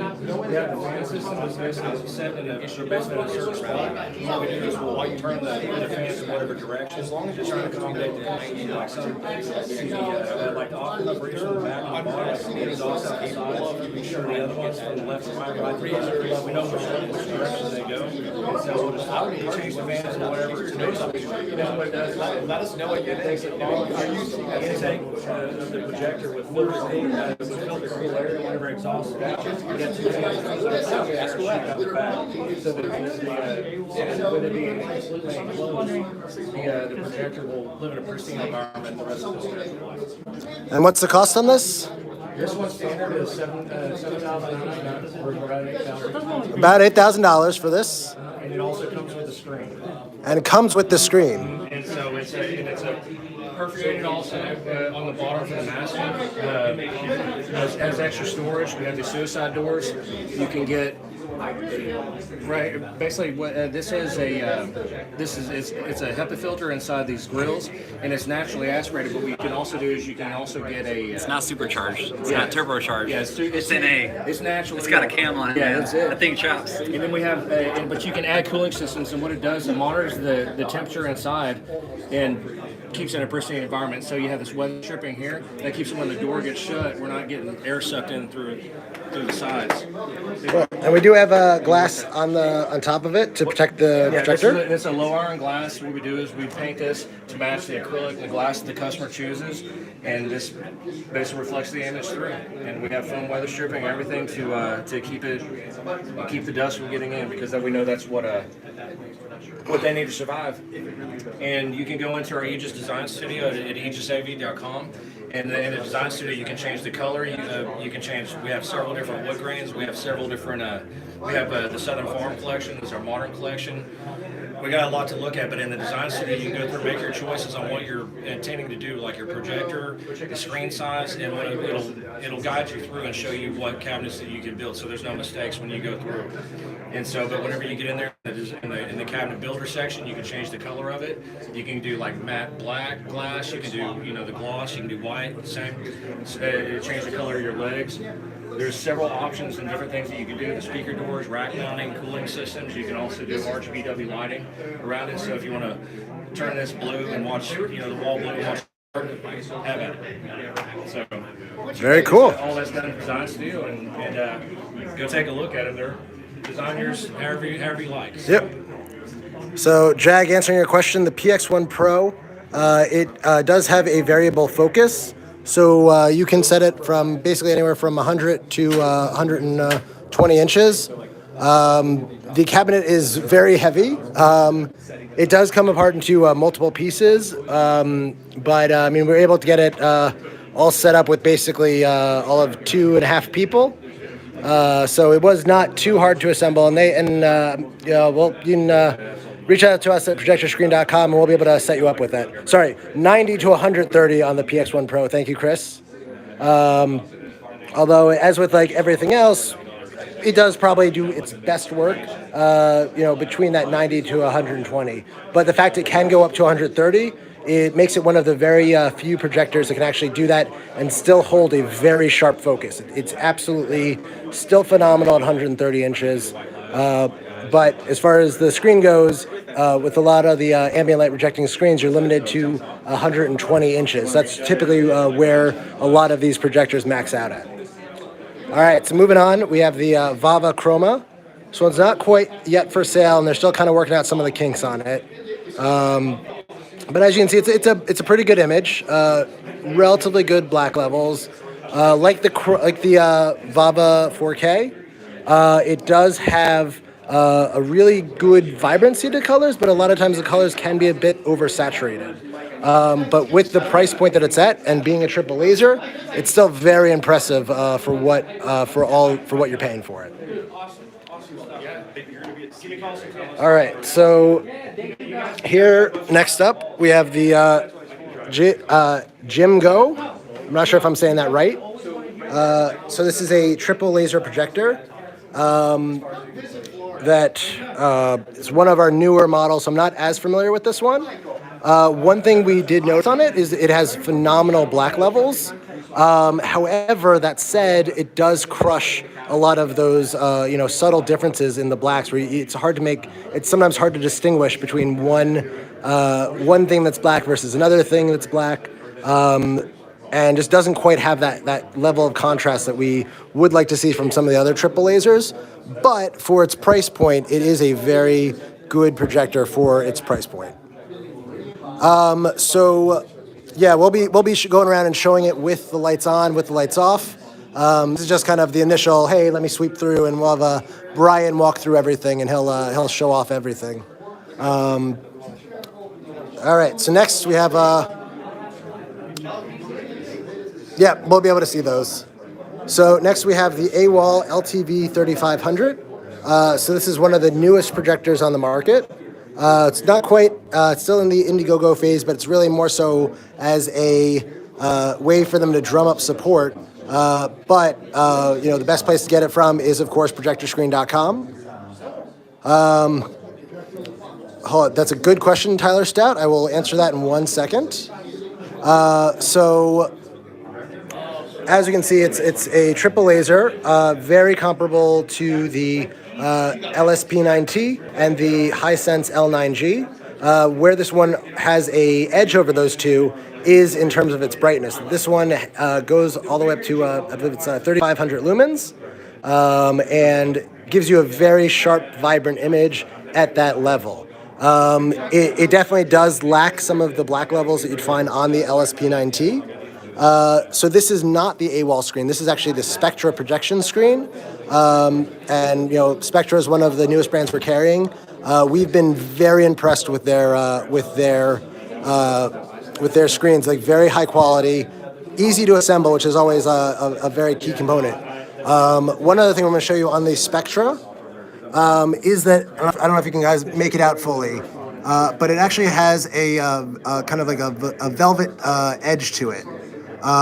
So what's great about this is the velvet edge does absorb some of that light overflow, the spillover, which does make it easier to set up your UST. So with regards to the black levels on the AWOL, so because it is shining so brightly, it does lose some of the deep, milky, inky black levels that you get on some of the other projectors. So for example, like the PX1 Pro has much better black levels, but with that in mind, the relative black levels compared to how bright everything else is does still give you really great picture even in dark scenes. So I always reference that scene from Game of Thrones, the Battle of Winterfell. The AWOL did a good job of actually handling that scene. We're still working on trying to get footage of that so we can show off, that's a good example clip, but it does have a great picture of it. Yes, I can do that in 1 second. Heavy Heminis, if I said that right. So this is, just real quick, this is the WeMax. So this one is not a triple laser, but it got bumped into competing against the triple lasers just because it's we had too many single lasers. So this one's up with the triple lasers. But this is also one of our newer models. It comes to us from China. It's overall very impressive for the price range. One of the things I really like about this projector is how small it is. So it's very low profile, very thin, and if we compare it to, let's say, the AWOL, you see how much thicker the AWOL is. But yeah, you can definitely see the color difference there. And yeah, the AWOL is way more accurate. AWOL has some of the most accurate colors we've seen out of the box, and even more so once we threw in some calibration. Now, all of these projectors have basically been reset to factory default, just so we kind of show a base level of everything. And just keep everybody in mind that we are doing this in a very well lit room. So this is way brighter than you will have in your living room. But still very, you see this is really where having a UST screen comes in handy. We're having a screen that's made to pair with the ambient light rejecting, made to pair as an ambient light rejecting screen, does really change the picture quality. Where if you were projecting this on the wall, everything would look a lot more faded.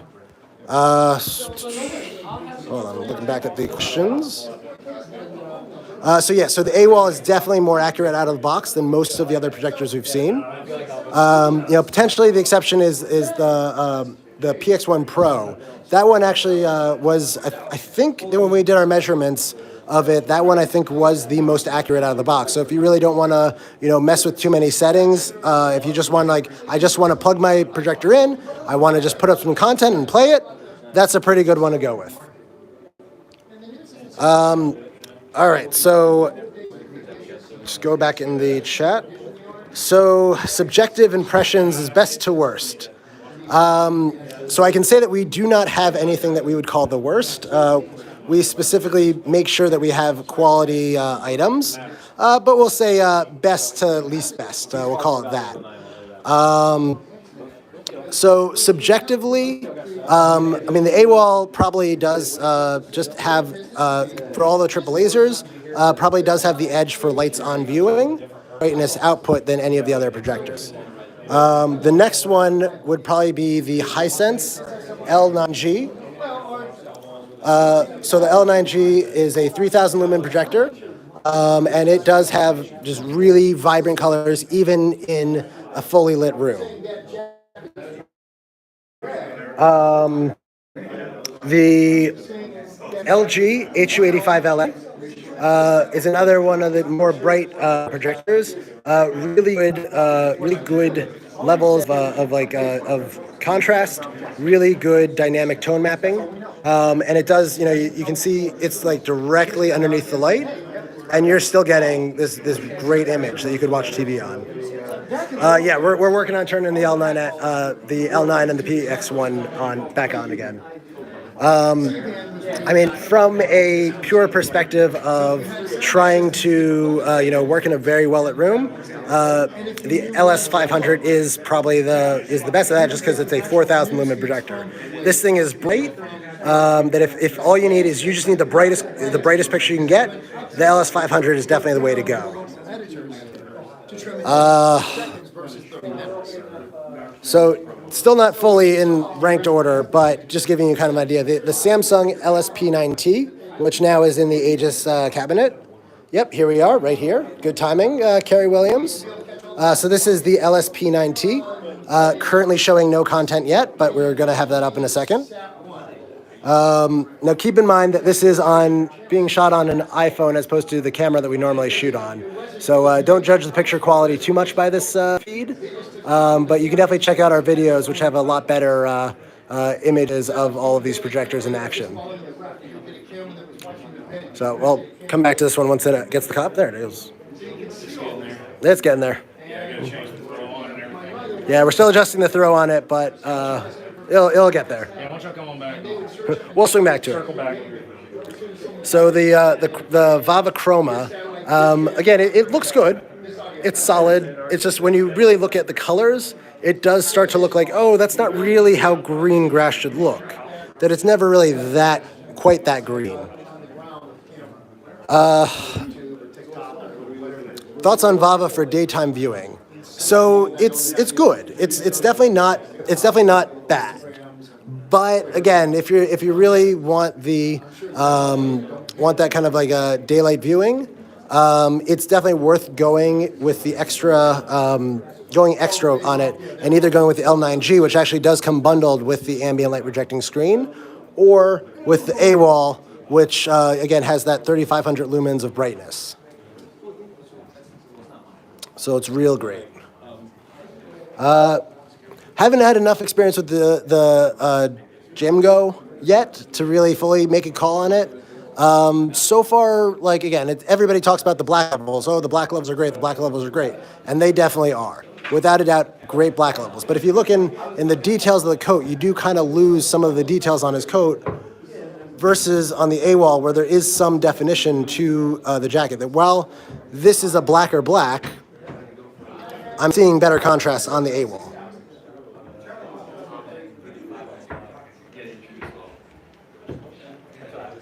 So back to the WeMax.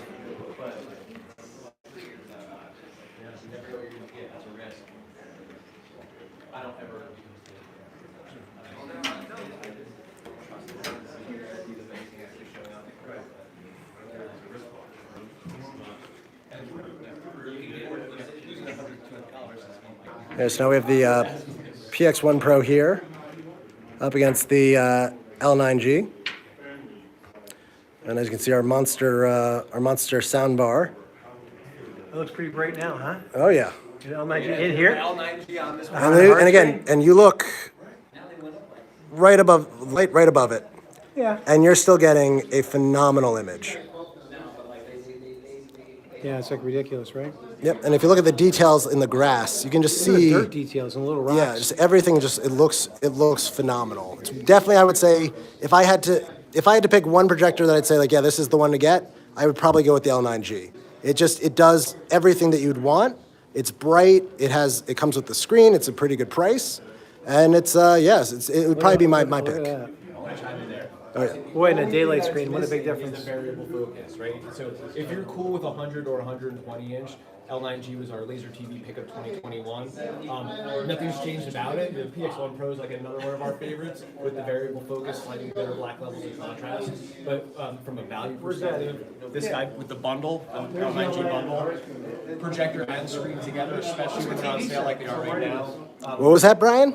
When they're on sale like they are right now, this particular bundle is $5,500, 120, and the Samsung LSP 90 by itself is $6,500.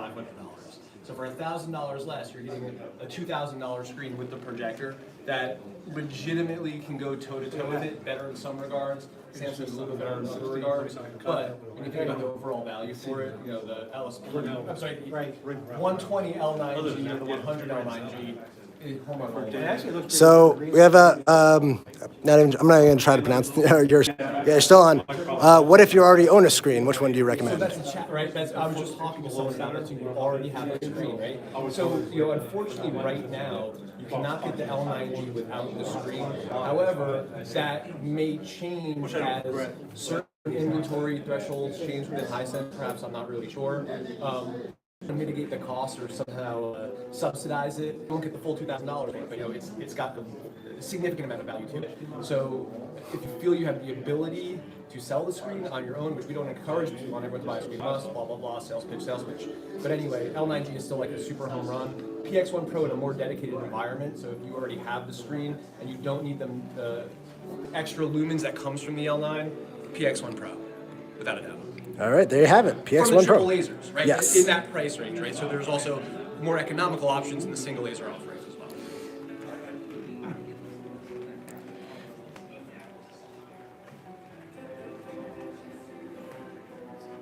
Yeah, the daytime screen definitely does make the colors pop a little bit more. The other downside that we find with it is that the off-axis, it does lose some of the brightness pretty quickly. The other problem with it that we find is that it does have, not right at this moment, but you can kind of see some of the reflection on the wall from it, which could be considered a benefit. It's a nice ambient touch to the room.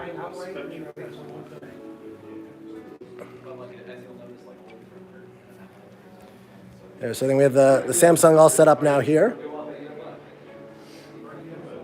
and it's hard, yeah. That's what she said. Okay, yes. Thank you, Tyler, for reminding me about that. So cheap triple versus expensive single. So I would probably say, so you have like the cheap triple lasers. Cheap is not really the word that I would necessarily use. But so you have like the lower priced ones, like the Gem Go, where you do have a good picture. It is really good. That said, compared to something like the BenQ V7050i, which we had up on display earlier, which has just absolutely, I would say possibly the most vibrant of colors out of all the projectors, and that's a single laser unit. It does have, I think, also a sharper image, and the price isn't that much different, but honestly, I do think the picture is better on the BenQ V7050i compared to the GMGO. I don't have the cost of this one offhand. I can look it up and find it for you in a minute. If somebody else wants to chime in on that, that'd be appreciated. The other projector that actually I think, as far as being a single laser that gives you a better value than you have with some of the lower priced triple lasers, is the new LG HU715Q. That one, it really does. When I initially took it out of the box to kind of check it out, was a little bit underwhelmed by it, but taking a second look at it and trying to like say, but that is actually really sharp. And once you kind of dial in the focus a little bit better, you do wind up getting a phenomenal picture from a single laser projector. And a lot of the response that we've gotten from the people in the crowd today has been that the LG 715Q really surprised them for being a single laser projector and still giving a phenomenally vibrant image.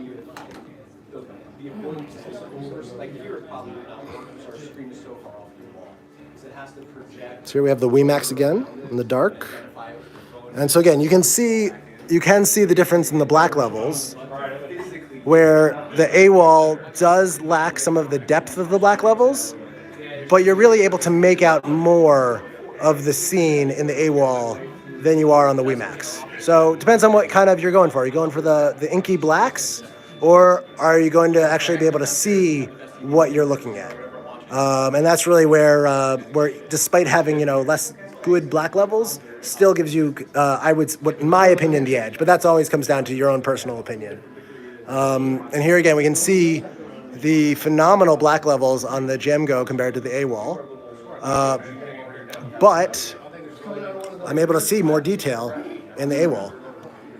The GMGO just kind of loses some of the clarity, some of the sharpness of the image because the blacks just look so blended in together. Now when we come back over here to the high senses, so this is the L9G. Yep, Black Crush. Thank you. That's what it's called. Versus the PX1 Pro. And the PX1 Pro, I think, has some of the image that it creates in a dedicated theater room is probably one of the best. That it is really just a sharp, dark, deep image. And when you pair it with an ambient light rejecting screen, it is still bright enough to watch with the lights on. Because I wanted to put the center speaker under it, and I moved I had a salamander So, stand, so I took the plate off. Back to the HU85LA. And again, this is up with the Solo Pro motorized screen. Picture on the phone, yeah. And just for those of you who didn't get to see it earlier in action, it goes up. So are we gonna so that's the And it goes down. Now, for those of you that weren't on the chat earlier, I do want to show off another cool thing. So this here is the Spectra Slide. So this is from a new brand that we're carrying, Spectra Projection. And one of the cool things about this is they are going to be selling a slide that can actually adjust based on, you basically set it to your projector and it will extend the projector out to the proper distance and it connects to the projector so you don't have to press anything, you just turn on your projector and as you can see it's sliding. I don't know how to shut it down. All right, and apparently we got copyright audio again. Don't know. We're still finding out what the cost is going to be on that, but it is going to be a pretty affordable option. I don't know why we're getting flagged. Oh god damn. All right, give me 1 second. I don't know the Kaleidoscape well enough to power cycle it. Yeah. I bet you menu. All right. Hold on. See a power button? Okay. There we go. YouTube. Yeah, it's like ready to put on something else anyway. Like, I want to put a little sound. No, I got you. Ready player. You check it out. Yeah, that's what I'm talking about. Blows your mind. All right, so we're switching over the signals. If you guys can still hear me, but we may have lost our feed again. Yeah, copyright. Hopefully our channel does not get flagged for this. You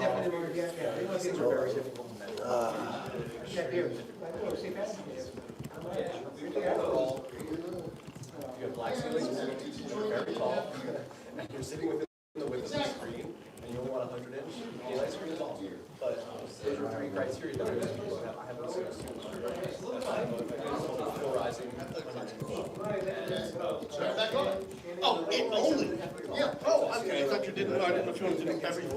No, because it's coming from the kaleidoscope. All right. So like that, you're gonna see that growing. It's gonna be pretty crazy. At least it's back. Yeah, right. It is. I still have one. I generally want the lights on anyway.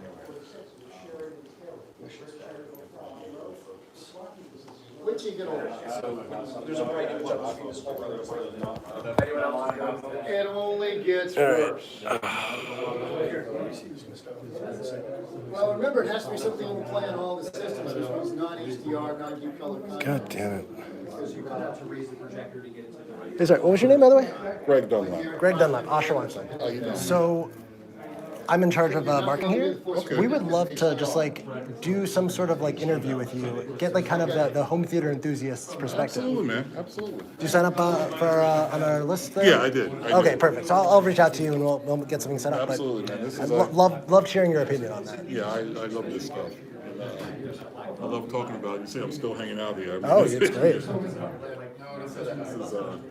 This is fun for me. I was just, I telling someone how, the thing that got me to AVS Forum in the first place was the old HTPC forum. Oh, yeah? Because that's where everybody was tinkering and trying to get everything. And then when Windows Media Center went away, everybody started looking for the next great device. Trying to figure out how to get 480p. That's what got me on AVS. Exactly. I want to watch Star Trek. That's what I want to get into. I'm trying to, because I even have a show you has a it's a pre-installed, automated and everything.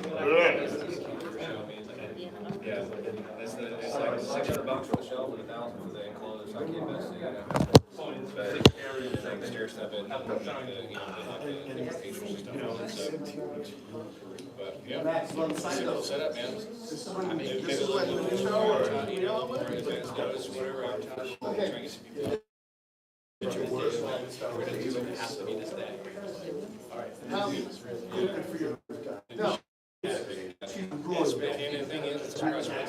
Sounds like you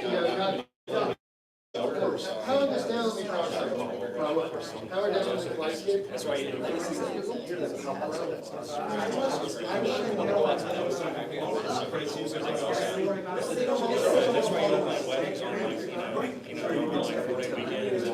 holidays and things like that, because nobody will show up, because they're all got plans, But no, y'all put this at a time, where it's not like spring break and like next week or something, or 2 weeks out, I think they all really kind of like, my question is, in that way, I bet you get a lot of Okay, I will tell you it, but I'll have her put it on. So you gotta do that try run anyways, we're gonna make an ask yourself in front of a whole bunch of people, like you just like, all right, what should I do now? And then, okay, and now we'll do it next year, we'll they're done 6 months out. So once, especially if you decide to keep the space. I'll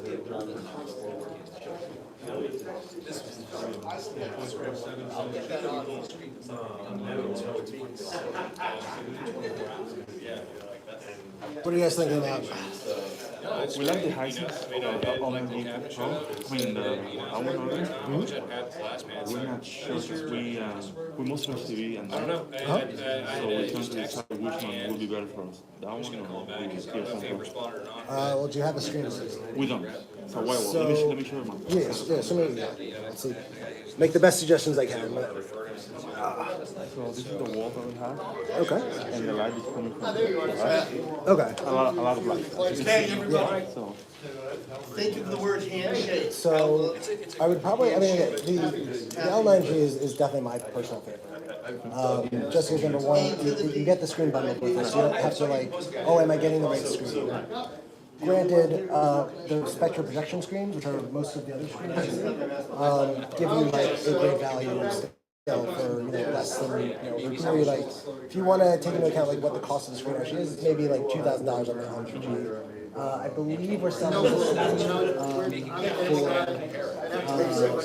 think it's like $1,500. Okay. Do not quote me on that one. It's still new and getting used to what we're selling for. But the fact that you don't have to like finagle with it, try to make sure that everything comes together. With the L9G, you're getting everything all in one package. It's coming to you, and you're gonna be happy. I mean, again, it's. The PX1 Pro, it works in lit rooms, but if you're ever going to do any kind of daylight watching, which, I mean, do you watch sports at all? Yeah, I do. Okay, so like, sometimes, with like, watching the Super Bowl, you're going to want to have the lights on. And in those cases, it really does give you that extra oomph to have the brighter lights. So I would probably say go with, if you're deciding between the two, I would go towards the L9. Just simpler thing. As long as you want 100 or 120 inches, that's the one to go to. If you want something different than that, then yeah, the PX1 Pro is a great choice. And in terms of black level, which have the PX1 Pro has better black levels, but it's more so a matter of because this is a brighter projector, it just starts off at a higher level of brightness. So like your blacks are going to be lighter just because of that. Like the PX1 Pro does a great job of balancing, like really. Do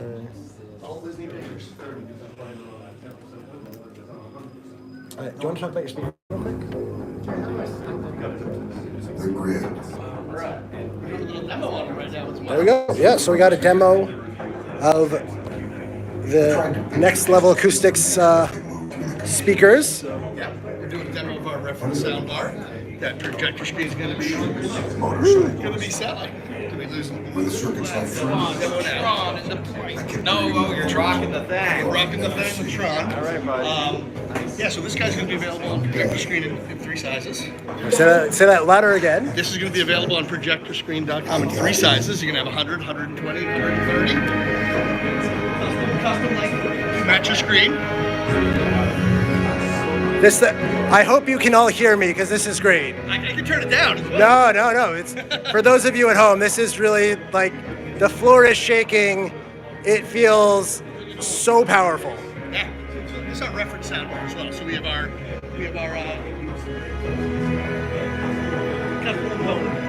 tweeters in there too. So it's a Reed cone fiber custom 5-inch driver with a Viva tweeter.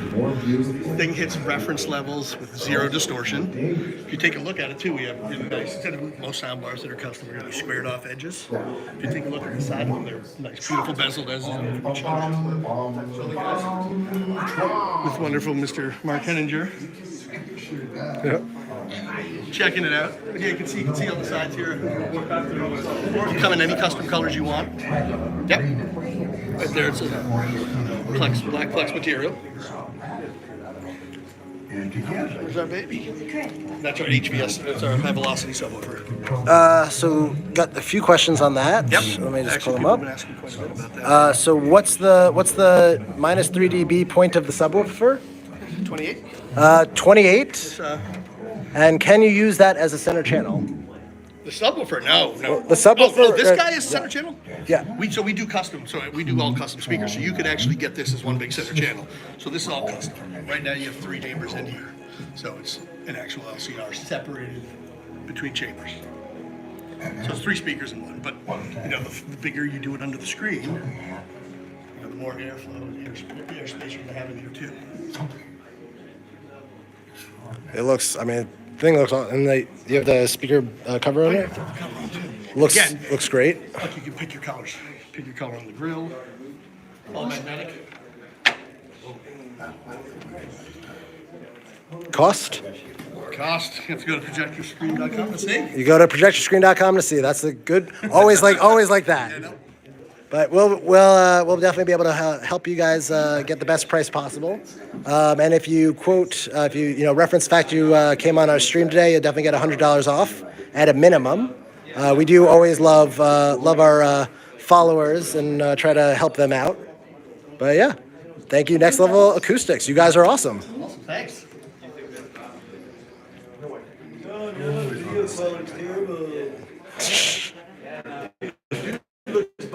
We're working on it. Yeah, so again, we have the LS500 from Epson on the Spectra slide. Still very cool. It's just like watching it go in and out. Hey, I can see my foot.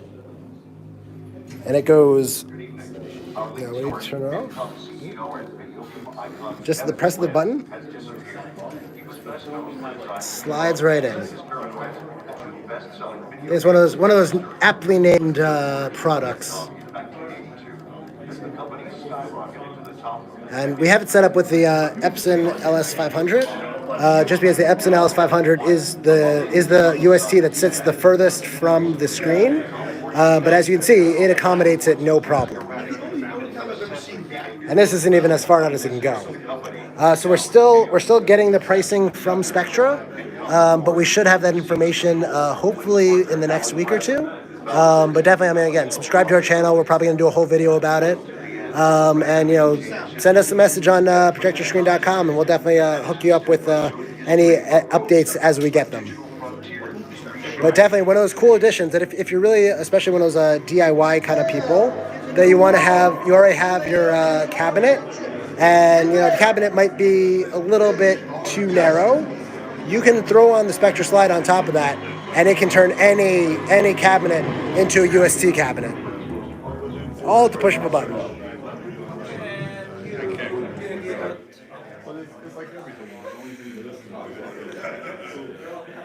So I've never seen the screen door effect on the LS500.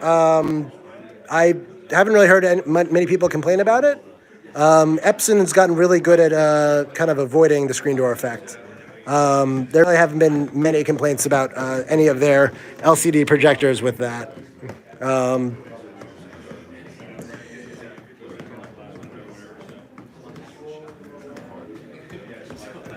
So yeah, see it as it slides out. Just gets bigger and bigger. It's awesome. Thank you. Yeah, you too.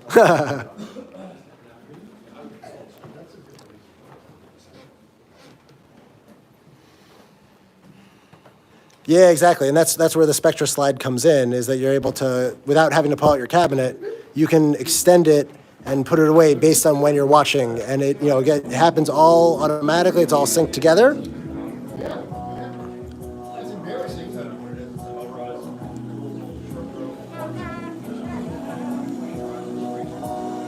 Yeah, so again, with the lights on, you can kind of see how faded out the WiMAX does look. It really just doesn't have the oomph to overcome the light that's. And again, this is a very bright room. Like we have all of the lights on, and these are bright fluorescent lights. But in the dark, it does look very good.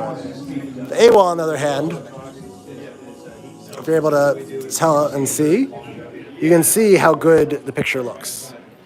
That you can see a lot more of the detail. It doesn't look as washed out. Now again, keep in mind, we are recording this on an iPhone as opposed to the normal camera that we have. So it does lack some of the in-person qualities. So next time, why don't you guys come down to New Jersey and check them out for yourselves. So let me find the next level acoustics and ask him. I have another question for you. Do you guys make surround? Oh yeah, with full line of speakers, not just sound bars. Full line of speakers. Yeah, that's what we do. So we do in walls, on walls, bookshelves, towers. Check it out on the website. Any one of the speakers can be made in any one of those formats. Oh, that's awesome. Yeah. If you want to know more, jump on the website. Shoot an email to info@nextacoustics.com. Woo. Yeah,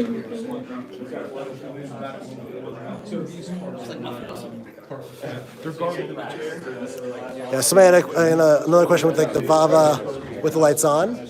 Again, it does. I think it does look. It does a good job with the lights on. Now, again, I think a lot of this does have to do with the Spectra screen that it's paired with.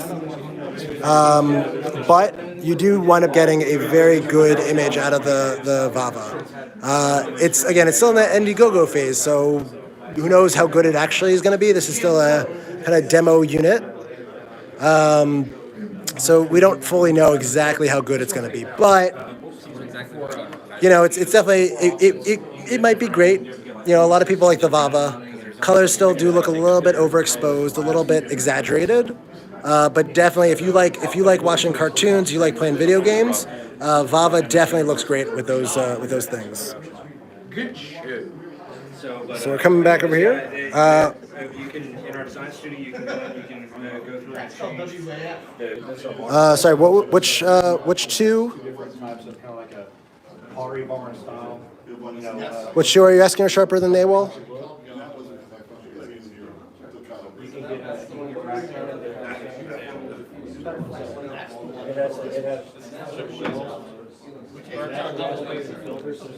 So the AWOL does have one of the sharpest images out of all of the projectors we've seen. Probably the only way it could be any sharper was if they were using the 0.67 DLP chip. Instead, they used the smaller 0.47. Really, the only two projectors that are using the 0.66 are the LG HU85LA and the Samsung LSP9T. But with the way that they're developing the lenses now, it really does compensate for the sharpness in the image, and that like the high sense projectors and the AWOL projector do a great job of making the most out of their chipset. On the demo is the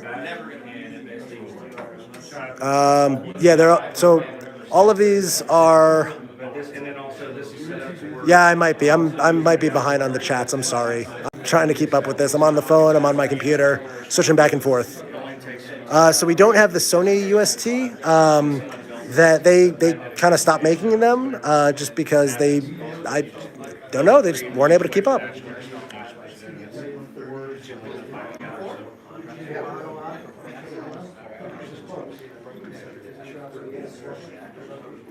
You would push close. And it's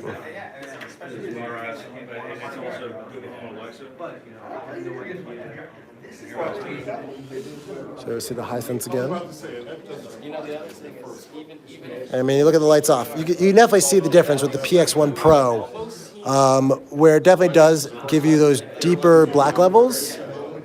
But that said, the L9G, it's no slouch. You see my problem. I'm going from the perceived. I want to move the laser. I want to move USB. And the LG HU85LA. Oops, sorry. HU85LA.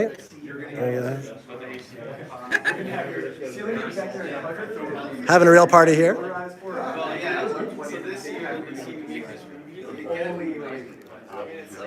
So as far as a lot of people care about HDR content, of course.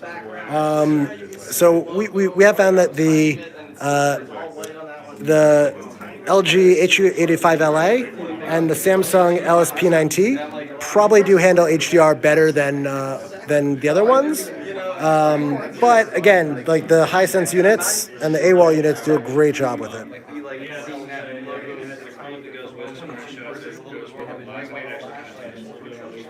Yeah, so like I said, I think the Samsung does have like officially better black levels, but because there's more headroom on the L9G, you do get a bit more. While it's not as milky black in the levels, you're still getting really great contrast. So, and just to give you an idea of just how terrible things do look on a wall, you can see how it's just not as focused, it's not as bright and vibrant. I mean, you can actually see the texture in the wall. Just replace this. And this is a very flat projector is in the place where it's traditionally for the center channel. So one of the many reasons why we do suggest having a UST screen paired with it. Just it will look so much better. And so, like, so you put that up against your glass, and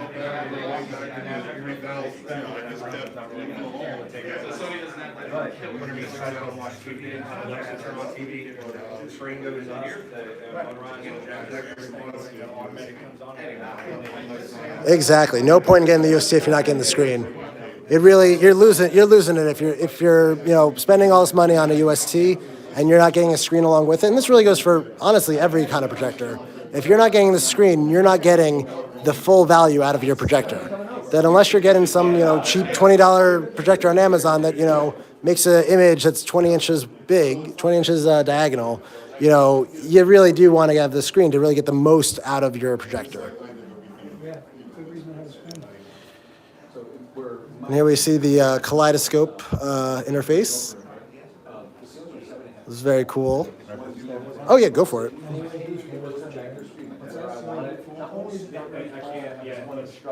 Although hopefully you've seen it already and it's not spoiling anything.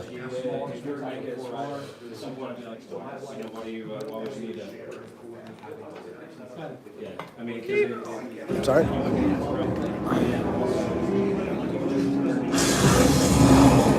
So just hear that powerful speakers. Those things are booming.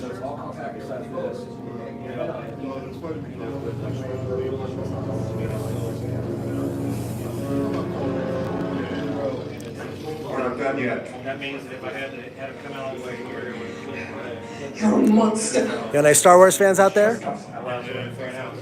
So yeah. So just kind of give a little perspective between the two. Again, you can definitely see the black levels on the GM Go. But the AWOL just looks better.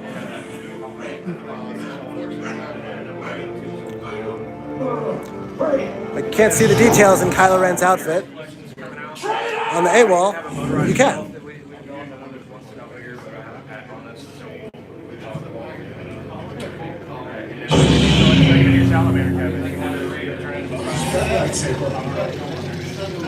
It belongs to me. Come get it.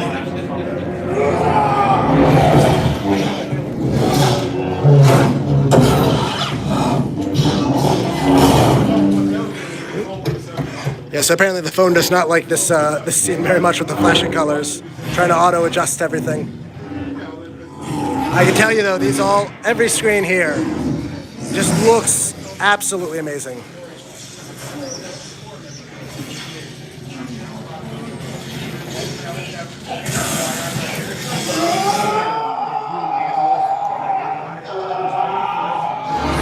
Well, I will definitely talk to Brian about doing it in Illinois.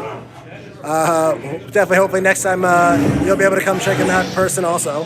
Let's make a field trip. Come to New York City. We're not too far out of the city. Get to experience all these great projectors for yourself.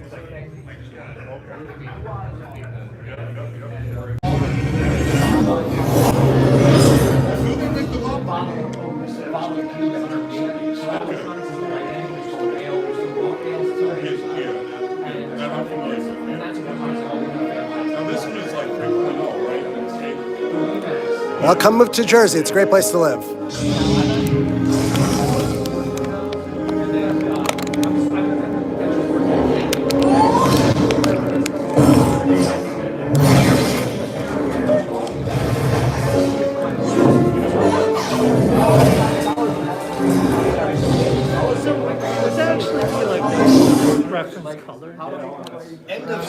Say that one more time.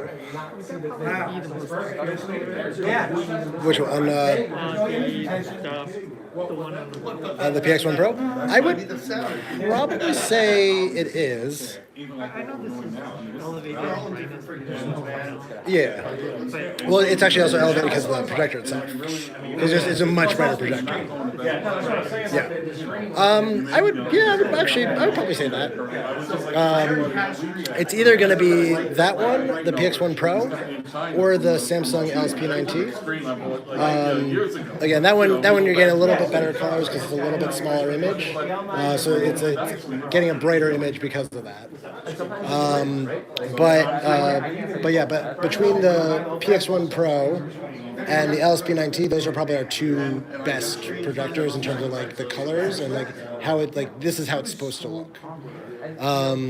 The biggest advantage with the LSP9T is of course the brightness that it has, while still giving you great colors and like just super vibrant colors. Yeah, like the biggest complaint that we get about it is like, oh, the black levels are like, yeah, they're good, but when you take this home and you're just watching the LSP9T, you will never think like, oh man, I wish this was like blacker or darker. You just think, oh wow, look how big this screen is. This looks amazing.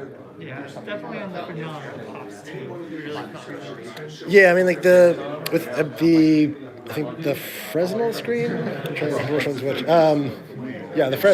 The biggest problem with this screen, the two issues with it are, as you can see, the light above it, which I have no idea how to deal with that. We got some talk from the Aegis guy about maybe building some sort of like almost like a hat on the screen to like capture capture it from above, something like that.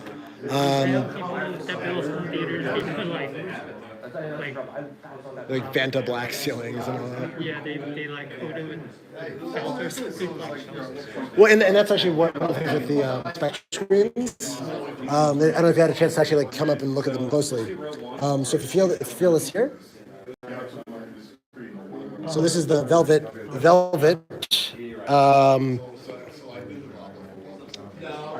So the nice thing about the velvet is it does actually like work really well with the ultra short throws because they're and it does capture and like kind of like I'm trying to think, not dissipate, but like breaks up the that will like overflow. So you wind up having a little bit easier time adjusting it that you get on like these screens, which are a little bit more reflective, and even easier than the Vivid Storm, which doesn't have a border to it. I love this theme. Yeah. Oh yeah, that's the scene.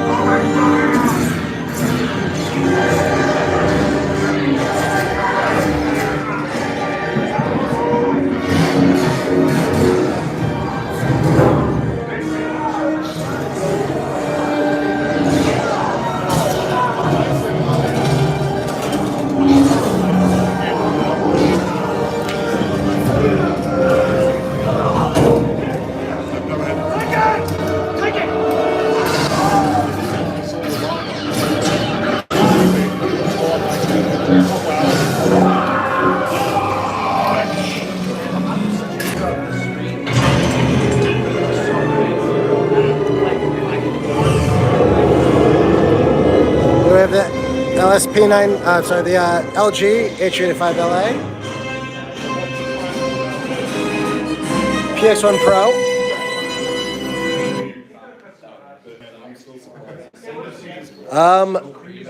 So from what we've been getting, and the feedback we've been getting so far, it does seem like the fan favorite of people in attendance is probably the L9G. That they're loving the combination, the brightness, the picture.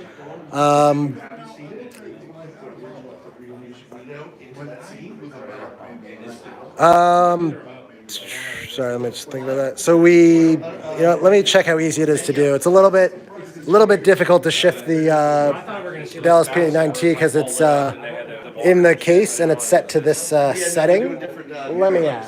Let me check with our Aegis guy. Quick question. Gonna have some second. Quick question before you do anything else.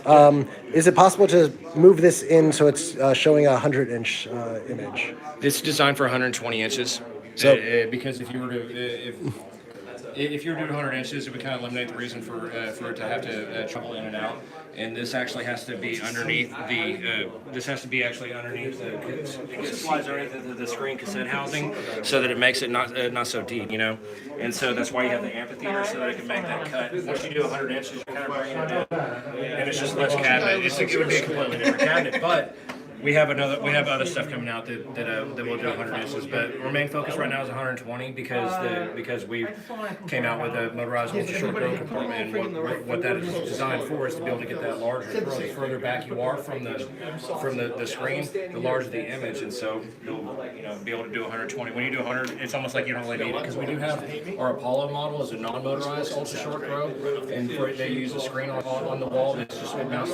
And with 100 inches, you don't have to have any motorized. So that's just, so anything that's non-motorized will do 100, but the rest of it's going to be 120. Yep. So right now, we can, in a little bit, switch it out from here. It actually wasn't too difficult to switch the projectors, I would say. No, we've already done 3 of them today, and we had another one yesterday, and so it's really easy. It's got a floating shelf in it where you can maneuver it around. It's got a tailgate that opens up, tailgate style door, and so you can get in there and really, adjust it. Once it's there, whenever it motorizes in and out, it's going so smooth. It's not like you move anything. Unless you go kick it, whatever. So it's the same spot. Usually you program with Pro because all projectors they're not all made the same. Some of them have different codes than others. So you have to program the Pro when it comes out. Once you set it on there, it goes at the same spot every time. Whenever you want it, it lets the TV off. So it goes down, the projector goes in, the projector off, it stays out, it's back. There you go. Thanks. All right. Yeah, we'll try to get the LSP9T up against a different screen soon. Yeah. Oh yeah. So if you want to if you look at the cartoon on the Vava, so you really can't say when you're watching a cartoon where the color accuracy doesn't quite matter as much, the Vava is definitely a great pick for that.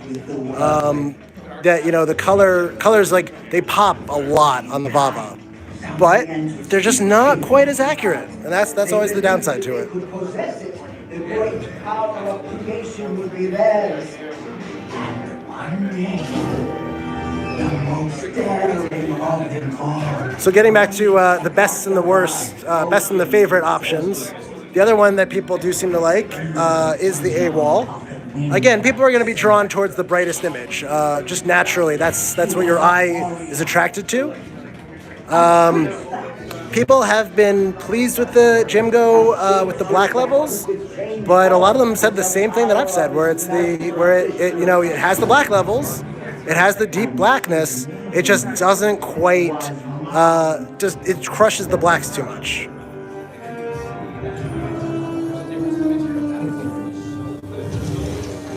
And the WiMAX crashed.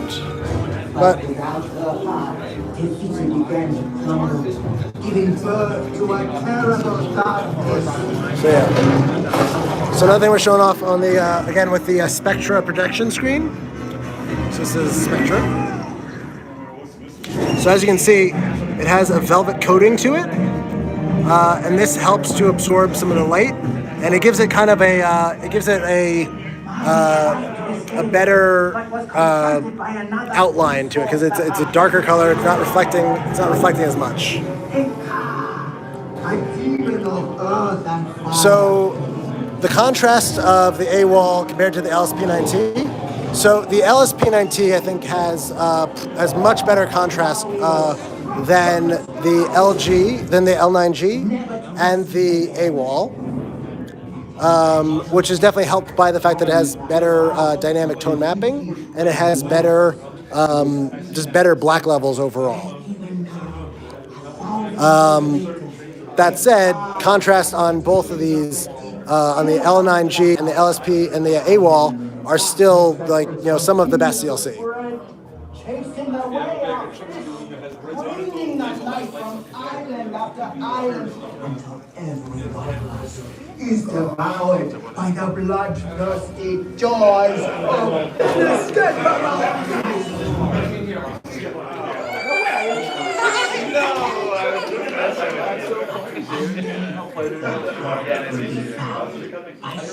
So I think the BenQ I think has, I forget what we measured it at. I'm trying to remember our chart if it has better contrast. I think the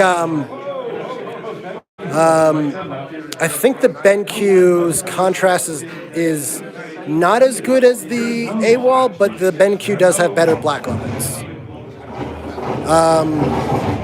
I mean the AWOL definitely has vibrant colors, definitely has vibrant, a lot of light. Yeah, the Samsung is definitely very pricey. You definitely do get, I would say overall it is the best image, and that there is a reason why you pay more for the Samsung. But, you always have to weigh that question. Is that, do I want to have the absolute best picture and spend extra, or do I want to have a really phenomenally great picture and, save a little bit of money with it?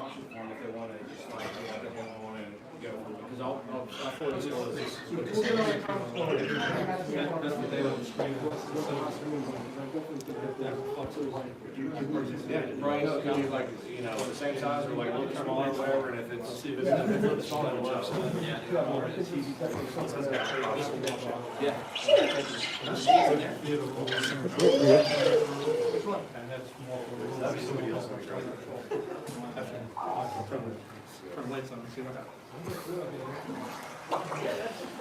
So yeah, lights on viewing again. So it's definitely popular.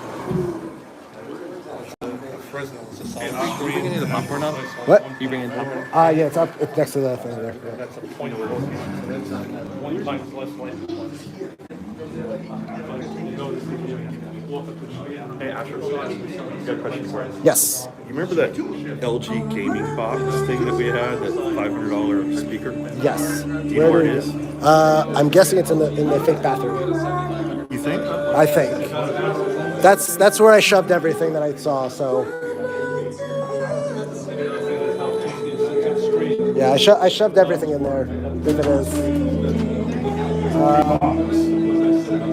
We were supposed to be away and have something to give it to. I don't. It's possible, but I don't know where.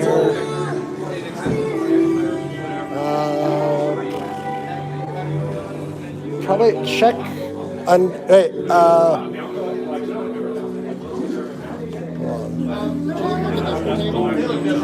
So check under the table there, on the right side. Under the table on the right side.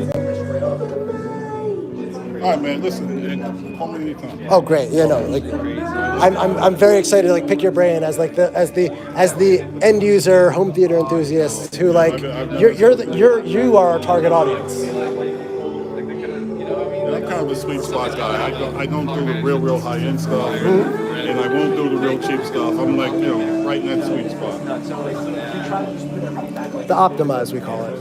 That's what I try to do. There is one sense to the shot on it, which is simple. I know, but you don't go out there. We got a glorious leader, Brian. It does not have the controls Let's go back to the to do anything with gas. You are the next You do wondrous things, my little minnow. Oh, yes. But first, you must learn where you're meant to go. So I haven't studied the chroma enough to really tell you about the black crush on it. Judging by like if what I've seen in the Vava 4K, which does kind of crush some of the levels, I would assume that this one does some of the same thing. But I think AWOL does have a little bit more. Vava does have a little bit more experience with the projection at this point, so they may be able to handle it a little bit better.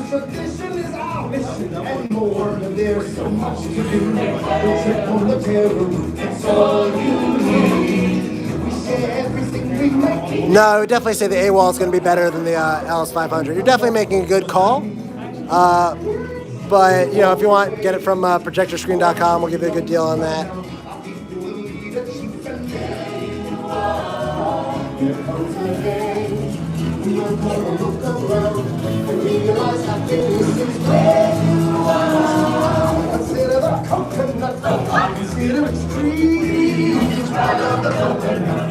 Yeah, just give you guys an idea of some of the projectors we had in the first half. So we had the LG HU715Q. This is the newest projector out there. We had the Vava 4K. We had the Hisense LSP 5G, along with the LSP 5F. Basically the same projector, as you can see. We have the BenQ V7050i. We have the X-Jimmy Aura. And the LSP 70. And down over here, just hiding in the corner, we have the Optoma P2. Just wouldn't fit on the table.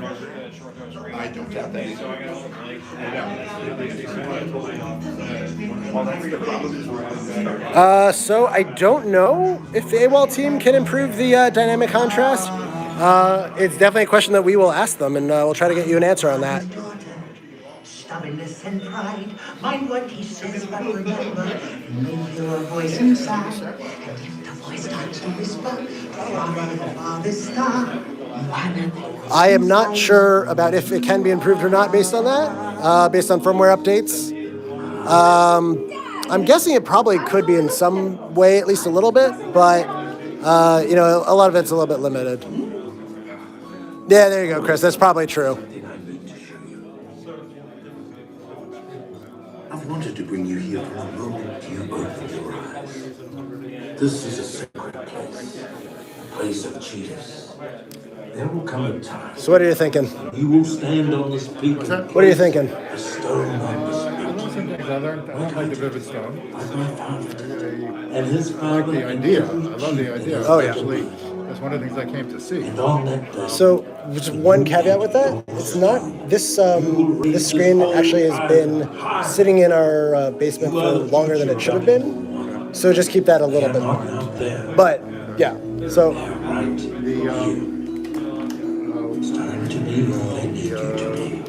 Daylight screen, surprisingly. It's actually not that surprising. I had a low maker and switched from the regular Pro JVC to the low maker. And I still had my Stewart G4 screen, right? Like 1.3 gain or something. And it wasn't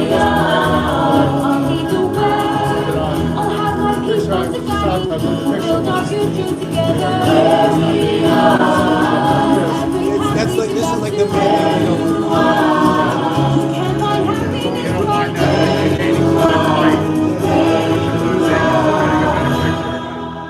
I think as long as you don't have a wide seating area, it's a great choice. If you have a wide seating area, it's like 30 degrees.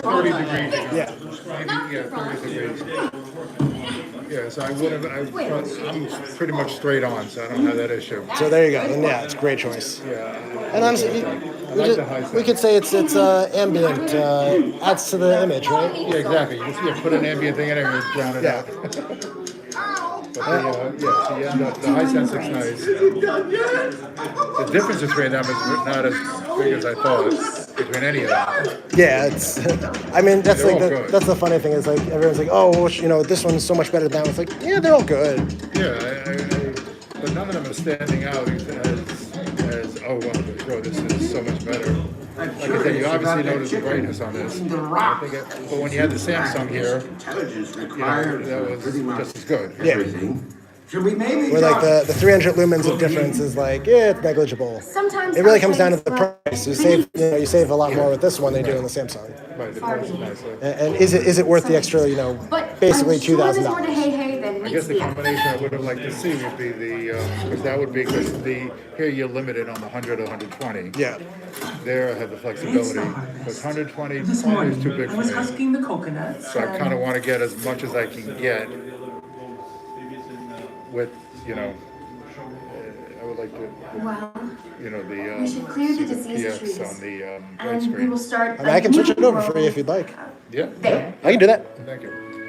As long as it doesn't mess everything up, but it should work. All right. Hold on. I will be right back, everybody, on the live stream. And just make a couple of switches. Yeah, we'll check it. We'll check out trying to do it. But again, we really do emphasize how important it is to have an ALR screen with it. Then we'll fish the far side of the net. We tried. The windward side? And the leeward side, the channel. We've tried the whole lagoon. They just gone.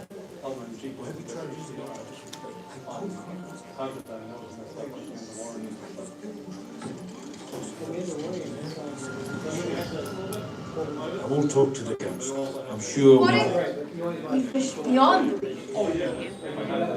No one goes beyond the reef. I know, but if there are no fish in the lagoon, Why not? and there's a We're setting rule when there are fish. A rule that keeps us safe instead of endangering our people. So you can run right back to the water.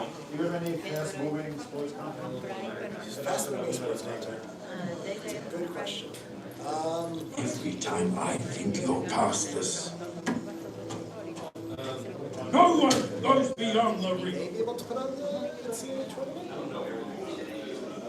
Possibly. As long as we don't actually show it on the live stream. Well, it's not like you said it in perfect dad. Standing on a boat. Someone may be able to do that. Say, go beyond the reef because I want to be on the ocean. But you still do. He's hard on me because he doesn't get me. Because he was me. Drawn to the ocean, down by the shore. Until for no more, he crossed beneath and found an unforgiving sea. Waves like mountains. His best friend begged to be on that boat. Your dad couldn't save him. He's hoping he can save you. Sometimes, who we wish we were, and what we wish we could do, it's just not meant to be.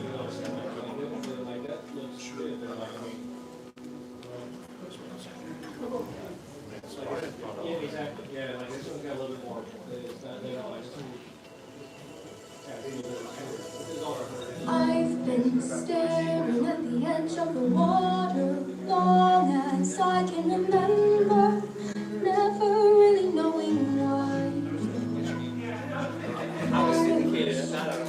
I could be the perfect daughter, but I come back to the water, no matter how hard I try. Every turn I take.